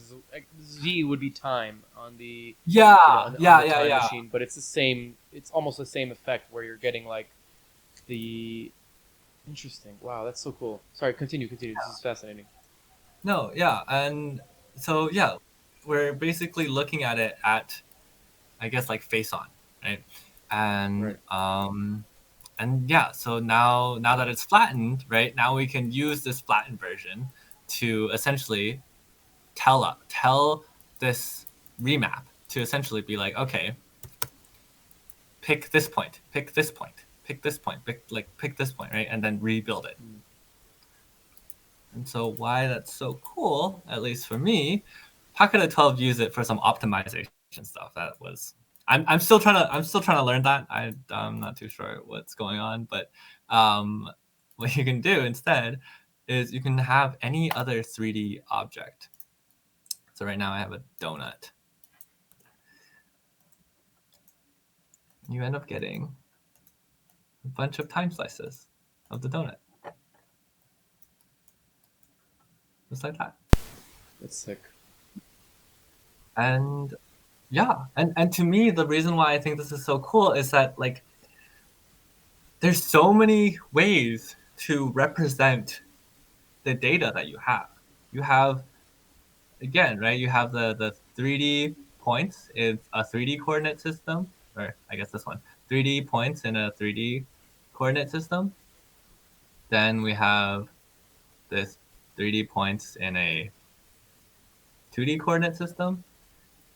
But then you also have like the flat, like the image of it, and this one as well. Yeah, this one as well. Like, and it works for anything. Like you can change this into a box surface, and then now you have slices of a box. And my next like idea is like, okay, I'm gonna bring this to because all of the projects that I make are in point clouds. So one of the things that I wanted to do was bring the jellyfish into this and see all the slices of the jellyfish. Nice. But yeah, I think that's about it. I mean, I feel like I've been talking for so long, but this was like my latest like discovery, and it's been really fun to like think about texture coordinates like this because the remap top actually took me so long to understand. Like it wasn't until the what's it called, the Minesweeper stuff that I finally understood it. But then once I did, I was like, oh my god, now I can make all of these. But yeah, Well, super fun. that was awesome, Andrew. Thank you so much for sharing. So I wanted to start off with we kind of spoke about teaching and the enjoyment of it, and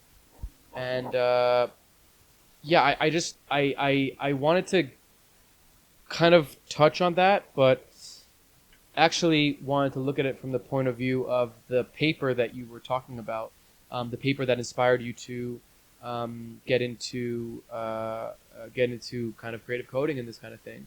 Can you go deeper into it, like what it is and like what about it kind of trigger this thing inside of you.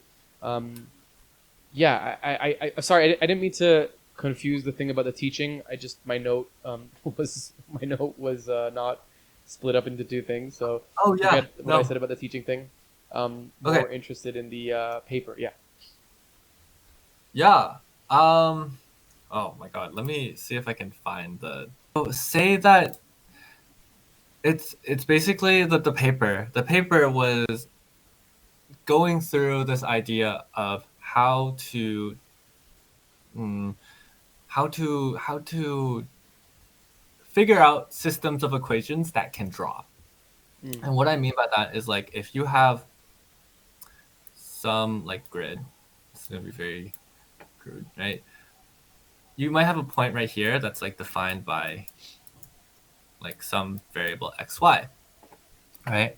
And you might and you can feed that point into some sort of like function or Mm. some sort of system, right? Some sort of function system, whatever, right? Function system, whatever, some sort of math thing, right?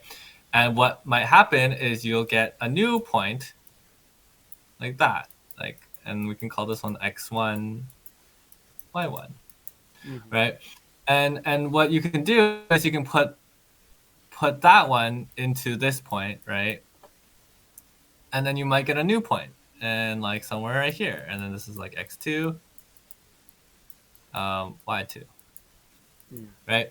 And you just have this like sort of like repeated process, right? And then you essentially get a bunch of points that like sort of fly around and whatnot, right?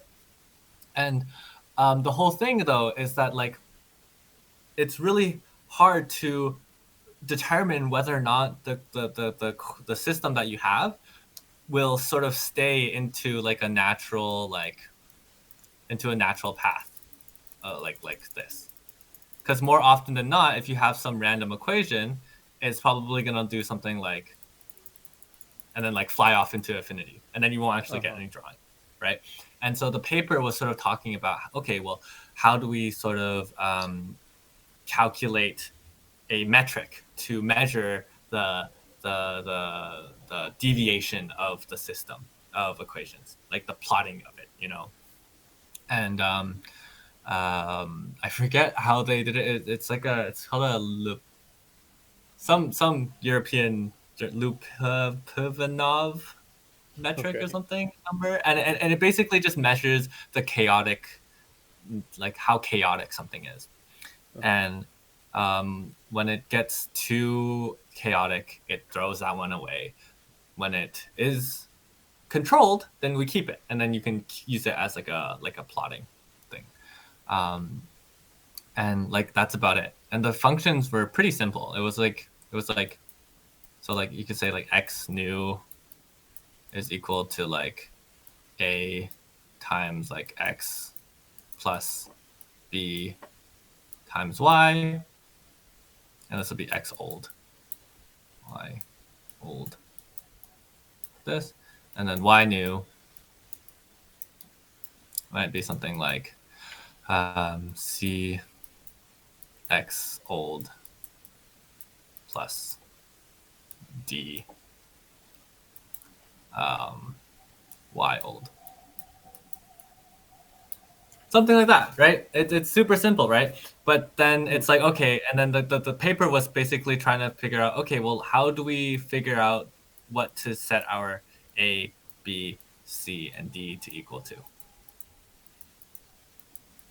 Right? We don't know which one's it, right? We need to figure out the values of A, B, C, and D such that it plots, like it plots something nice. Pretty pretty spiral. Huh. That's sort of how I understood it. Yeah. Wow. Um, and yeah, because like depending on what your A is, it might just kind of explode. But yeah, there are a bunch of values that you can choose. So this is the file, and yeah, I guess what I did was I created a search system right here, and it would generate these files. And if you go into like one of them, or let's do the middle one. Yeah, and so you get the drawing, and then you get the equation, which is Huh. a1 plus x blah blah blah a2 da da da da da, Mhm. and this is this number right here. I think this L is the metric that measures how chaotic it is, and I think I just Huh. made it a threshold, but I just made sure that it didn't go over something, I think. And Mhm. then yeah, here are some of the ones that I've found. Wow, I have a Just lot. Jesus. yeah. Oh, that's so cool. So you How long does get it take like to these. generate? Do they generate pretty fast? Depending on how many points, I think it's Right. Just calculate.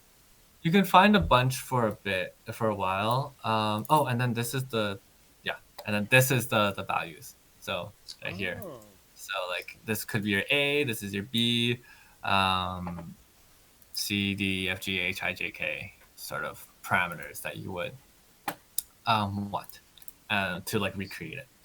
And I think yeah, and you get like all of these cool, nice.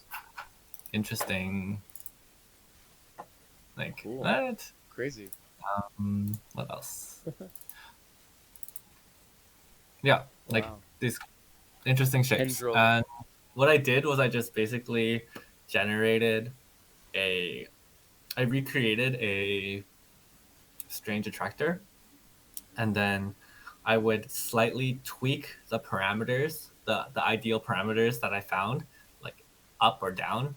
And so you would get like slight changes in the strange attractor until it disappeared again. Hopefully you can see this. It's like kind of hard to see, but um Yeah. I can see it animating. yeah. Interesting. Like moving And I across the just like line. Wow, look at that. yeah. So interesting. I love the just the nerdiness, nerdy math of it all, and I really Mm, appreciate you kind of like showing us into that little piece of your history. Um, we can shift a little bit. Let's shift into like sure. more we mentioned the endless possibilities of parameters and kind of like the exploration. I'm wondering, like, as a mathematician, I'm always interested to see like kind of the science perspective, like the very left brain kind of understanding of things. Is like because I don't really understand it. Like when you mess with parameters and endless possibility of parameters, how is it like math? Like is math like that? Like if you have an equation in math, and then you have parameters, you have variables. When you change them, is there also endless possibilities? Is it kind of synonymous in that sense of like the exploration of things? Yeah, I would say so. I mean, I don't think that there's much. I don't know if this is really like a math thing.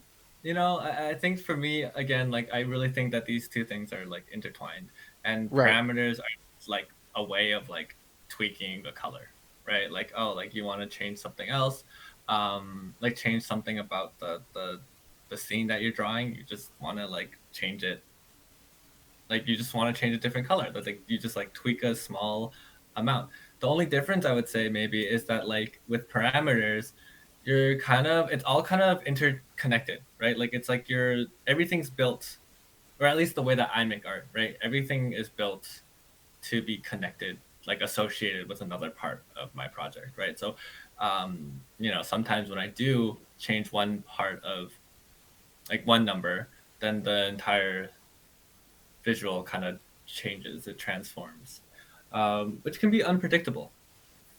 Um, but yeah, that's that's how I see it. I don't think that it's. Hmm, I just think that they're just values that sort of affect a underlying structure. You know, you have like some sort of base, and then the parameters sort of stretch it or shrink it or make it grow faster or slow it down or make it you know, like that. That's how I see it. Interesting. Interesting. So, yeah, I mean, I guess it's like kind of. I guess it is synonymous, right? It is like the same as, the playing of variables and parameters inside of a visual aspect. And then that kind of leads me to like, the exploration. Is that kind of similar in art when you're kind of, sorry, is that similar in math when you're kind of, you know, playing or exploring? Is there that exploration aspect to it where you have a function or some sort of, a set of rules?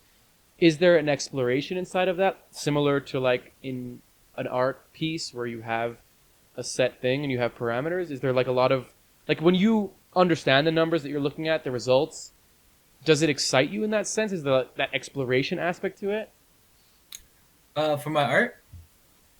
I mean, I'm looking at it from a mathematic Oh, perspective, just because I don't have that insight and you do, and I'm right. just wondering like, is there that exploration aspect to it? Yeah, I mean, my last class that I took, or for this semester, it was a research and writing for math, and we did a lot of Python simulations. And the professor was like, "Oh, make sure you start with really, really basic um, um, Variables or parameters? parameters, just like very like yeah, variables and parameters, like same thing, right? For Right. this idea, and yeah, like one of the things was like, okay, like let's talk about the dynamics of a spring, right? And the professor was talking about, okay, like make sure, like one thing that you have to make sure of is like, oh, like the what like this parameter can't be zero. Like why can't it be zero? Because you can't divide by zero, right?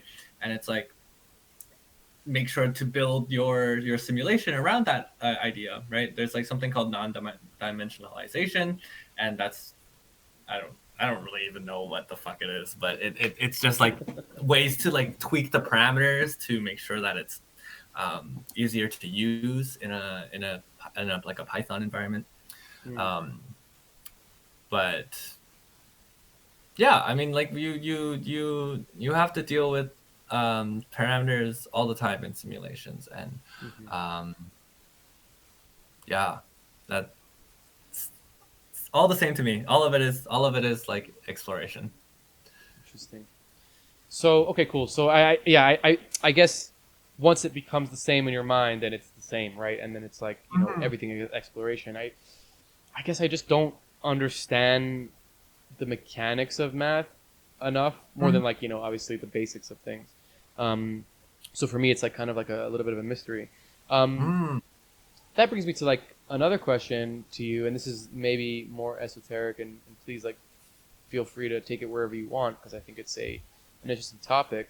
Um, why is math so beautiful? Like, is it beautiful because it's a function of nature, of reality, or is it beautiful because of something else? Like and also like it's like a chicken or the egg kind of thing, right? Like um, you know that big question of like math, is it discovered or is it invented?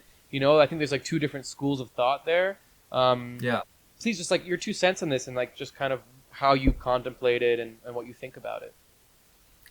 I think I love math, and I think that I wish that I could tell a lot of my students this, because my students they're usually younger, and they're like, oh, what's the point of math? Like this, like I'm not gonna use this. Like that's the whole shtick.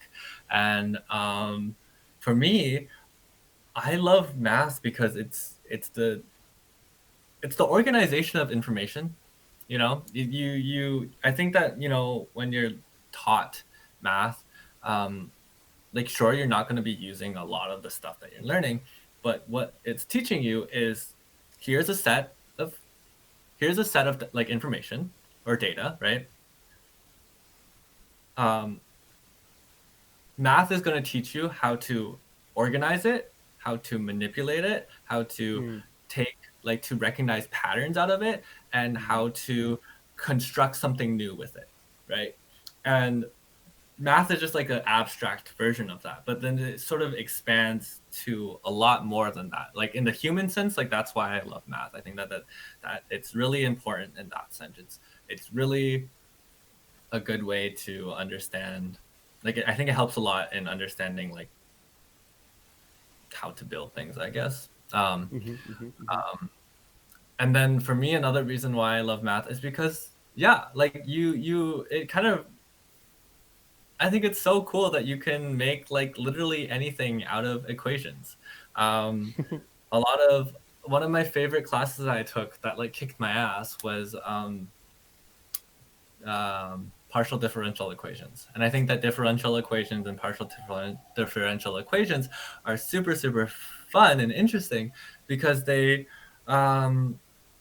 just like these equations that sort of simulate like fluids and dynamics and like heat dispersion or like, you know, so like when you're like turning on, like for me, like one thing that I really, really like to obsess about, or like not obsess about, but I think a lot is when I'm like turning on the faucet and I have like a bowl of like soapy water, you know, and I like when I watch the bowl fill up, you kind of see like the soapy foam kind of swirl in like a really Right. fascinating way, right? And to me, it's like it's so cool that like, you know, there are people that have created those equations. Like they've derived those equations and then they've written those out and they've like integrated that into like a Quantified it. coding. Yeah, and so you can like play around with it, and like there's so much in life that is represented by these like differential equations, Right. and something that to me which is really interesting is fluid dynamics, right? It's like how water moves in like a bowl or something. It's also it also models the flow of traffic, and it also Huh. models the flow of humans in a crowd. Huh. When you have enough, Interesting. when you have enough people in a concert, it um, it mimics water, That's wild. and so like when you push someone, like the shock of that push kind of disperses in like the same way, and like same with traffic, and it's to me it's so crazy, like it's so interesting and fun, and yeah, like yeah, on my website I have this piece of code, and I'm just gonna screen share real quick because I think it's really silly. I don't know if you can see this, Yeah. but this is literally Spring. just a string, and Yeah. you know, like I made this in this semester this year in a group as a group project for one of my classes, and yeah, and what's also crazy is you can also get the sound out of this, like the underlying math equations of this. So, And but it's okay. So, what is this? Like, this is a mathematical function of a spring dynamic of like some sort of constrained, like, yeah, like physical yeah, based thing. yeah. So Elastic. it's basically a string. It's a 1D wave equation, um, Huh. and the ends are stuck at 0, and then it's basically modeling the way that string sort of disperses, and the wave equation is just a problem in partial differential equation, I think, or just regular differential equations, but it yeah, it's just you just model it based off of the math, and then I don't know. I think it's really cool. So cool. No, it's super cool. Okay, Yeah. so I guess Okay, this is like a weird question, but I'm interested to see how you relate to it. But so when I studied film, and then even before I studied film, I was getting very very very deep into film and filmmaking, and there was like a moment, there's like a threshold where I started watching movies, and then they kind of lost their magic because I knew what its shot was. I knew how they created it. I knew the editing manipulation that is used for like psychology and things like that. And like there was like a moment where it kind of ruined my enjoyment of film. And then there was like it's kind of like a curve. It came back where because I knew so much of how difficult it is to make a movie, and because I had the experience of making movies, then I appreciated it again. Is there something like that akin to like for instance, you're looking at this soapy bowl and like the soap swirls, and you're like, oh, my camera just killed. 1 second. Stand by. Yeah. Good. Battery switch. Take your time.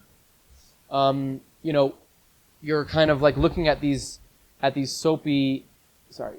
You're kind of looking at these soapy swirls, and you're like, oh, I get the equation of the thing. Maybe you can't, you're not like Rain Man where you see the numbers like popping up, but like, Right. you're kind of like, oh, I get this equation, or you look at some noise and you're like, oh, I understand the Brownian movement of everything.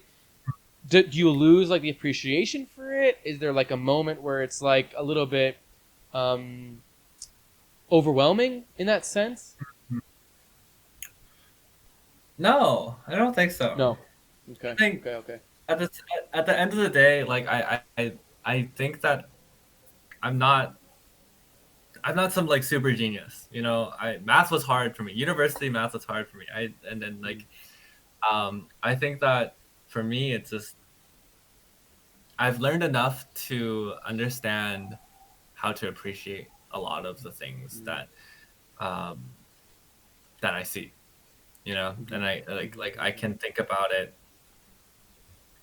in a mathematical way, and I can think about numbers and I can translate that into something tangible for myself. I think that's good, but I'm not like research like smart person. I don't have that sort of like brain power, I would say, to like really get there. I think maybe one day, but like I don't know. I'm so burnt out from school. You want something new, I'm just anyways. glad. Yeah. Um, for me, I just think that it's important. I'm glad that it's all been demystified, I guess. Mm-hmm. Like Right. and I want to try to bring that back. Like I want to give that back somehow, you know. Hmm. Um, What do you and mean? yeah. What do you mean by that? Oh, like Demystify to yourself? like I want to demystify more math Right, to others. for more people. Mm-hmm. I really really enjoy watching a lot of those YouTube videos about certain math topics because Number file? yeah, or like even like yeah, number file, Veritasium, Potassium's awesome. Vsauce, like all of Vsauce. those Oh, guys. I wish Vsauce was still active, man. I loved Miss him. He was so miss that good. guy. Yeah. Um, but yeah, like all of these guys, they really they make math fun Yeah. and And approachable, right? yeah, Like I'm for you're saying you're not a genius. I'm like a toddler in understanding these things, but I can still appreciate it. And like yeah, it's like that thing of like the film thing of appreciation. Like the hmm more I understand it, the more I see the abstract of it, then the more I yeah, appreciate it. It's kind yeah, of like there is that curve of like appreciation that I think is very powerful. hmm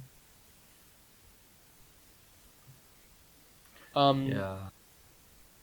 so back to that beauty and math question, and then hmm we're reaching the end here. I have one more topic to discuss with you. I just want to just one Sure. more pin in the butt of this math thing. Um, Yeah. yeah, like do you ask that question of discovered or invented? Like, is that something that comes up to you at all? Like is math, you know, like are we math or are we just, are we, is that just our way of understanding things? You know what I mean? Like Yeah. a little bit of a Um, esoteric part. for me, I think I don't really like think about those type of questions that much. I'm just happy to use it, you know. Hmm. Um, I do think that if there's any sort of grand reveal about our world, it's that we're living in a simulation. I like this Right. is all computer coded, you know. Like Hmm. I believe that freaking Hmm. speed limit as like the integer limit or the bit limit. Like yeah no, Hmm. um, but no, not really. I don't really ever think about it. I think that to me it's just um, I think that um, people just made these and you sometimes you just make things right and you don't really have a use for them but eventually you know they come to to be useful, you know, like like a lot of the math proofs that you kind of see they're like they're proving very weird things that you're like, well, what is the point of doing that, right? Right. Right. Right. But the process of proving that you create so many techniques because the process of like validating some mathematical concept is so rigorous, you know, it's so like it has to be airtight, right? And um but once you prove it, it's always true. Like that's something that's really cool. It's always true. Number two is the tools that you get out of it are usually what is super awesome. And I wish I could give an example, but I don't really can think of one off the top of my head. Um, and then another thing is like imaginary numbers. I would Right. say like imaginary numbers. Like oh, people think about that as like oh you can't like I think it's really cool to think about that one too because it's like oh like the whole concept is like oh you can't square root negative numbers, right? You can't divide by zero or you something like these rules in math, right, that you have. And um but it's not like no one's telling people that you're not allowed to do that, right? Like no one's putting a gun against your head and being like, "Oh, you can't divide by zero." Like what are you doing? Like you can, right? It's just a different rule set, right? I Hmm. think math, a lot of math is just you're playing by these rules and you're making discoveries out of them, right? Hmm. And um yeah, back to the imaginary numbers, I think that's like it's interesting that someone was like, okay, well, what if we could, you know, square root a negative number? And then this entire branch of mathematics came out of it, and it has a lot to do with like engineering and, Hmm. um, um, yeah, just like it's just another way to describe rotations and Hmm. like directions What and is it stuff like called? that. What is And this? What is this mathematics called? oh, just like imaginary numbers. Oh, So like that's the I think category. Got you. Got you. Got you. Got you. yeah. Trying to think of the name. Complex numbers. Complex numbers. Complex There we go. numbers. Gotcha. Yeah. Gotcha. Gotcha. Gotcha. Cool.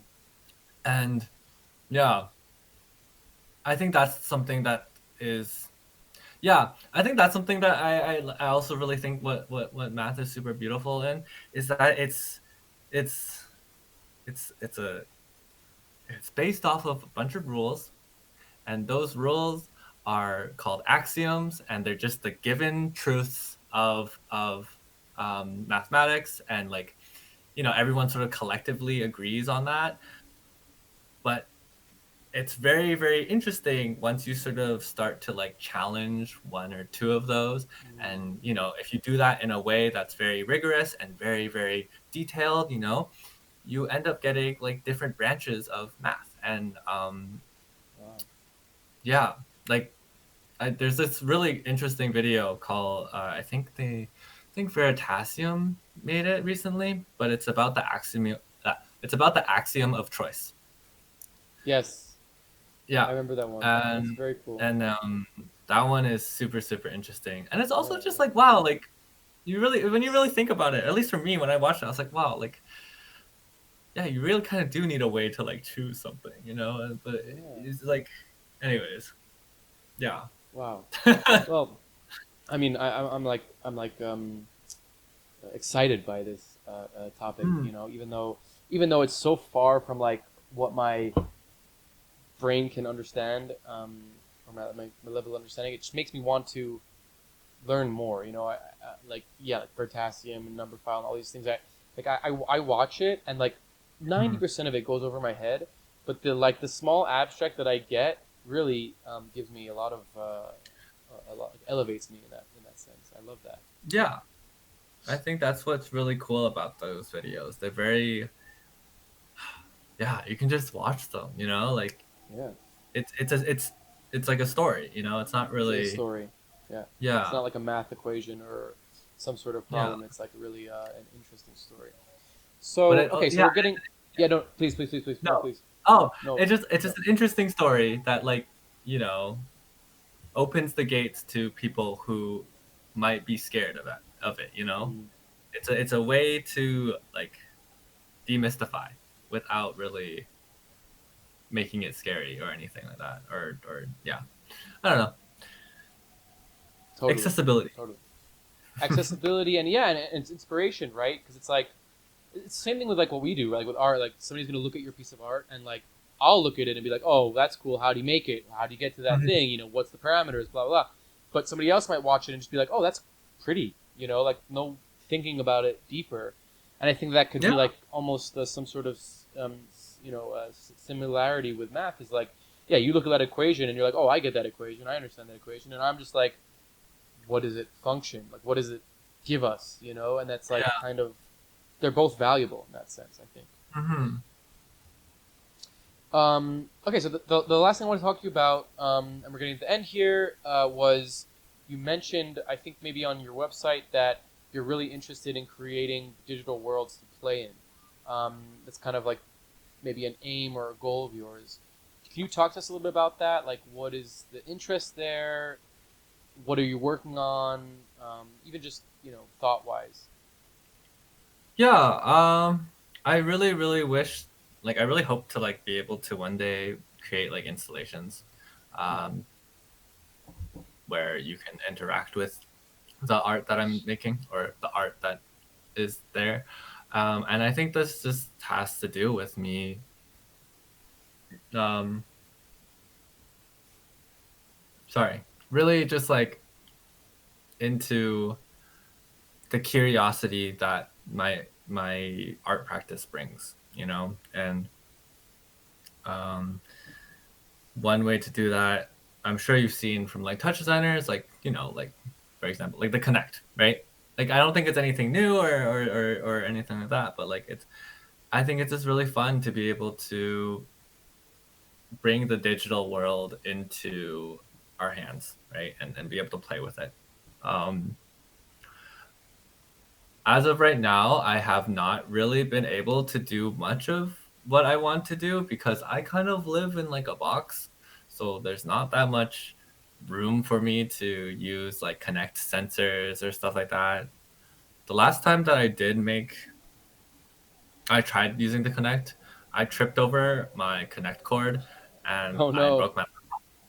Oh So no! that was like last year. So you know, we're fine. But like, I really wish I had like a room to do stuff like that. But just like creating interactive, like pieces and that could be like projection mapping or like LED lights or you know playing with sensors, connecting. Actually, like right now, I'm working on like a little bit of Arduino, learning this sort of stuff because I want to. Um, I don't know, make some sensors or whatnot, and see what happens with being able to, I guess, connect real information into my art. Like I'm just using noise and like you know ramps and more noise to make the things that I want to make. But Mhm. I like to think about Touch Designer as like a Swiss Army knife, you know. So like we can just take whatever, and why not make that the data from our like bodies, you know, and see what we can make from them. So yeah, haven't done anything, but hopefully soon. Hopefully soon. I'm trying to get into some master's programs. Yeah. Nice. Well, Andrew, I really appreciate your time and getting to know you a little bit more. You're a fascinating guy and very inspiring. And I really appreciate you coming on. Yeah, thank you so much for having me. Thank you for letting me yap so much about touch design and math. Hey, you could yap about this forever. Anything you want to share with us before we go, or plug, or anything like that? Honestly, just, you know, my Instagram, which I'm sure you guys already know. Maybe my Patreon, if you guys do. Yes. You know, if people do like my art. Down below. Yeah, I don't make any money off of my YouTube videos, so Patreon really helps me to really do what I want to do. And since I'm off of school, I'm like so excited that I have so much more time to make like tutorials. I have like this whole thing of like maybe like a basics, like math basics for TouchDesigner or something like that, and like really explain tops like that. Yeah, that's awesome. Well, thank you again, sir, and looking forward to seeing what else comes from the Mind event. Yeah, thank you so much. Wow, what an episode. Thank you so much for watching. Thank you to Mantis Smash for the intro and outro music. Thank you to Sophie Holder for the amazing internship helping us with all the episodes. And thank you to the guests for coming on and spending time with us. See you next week.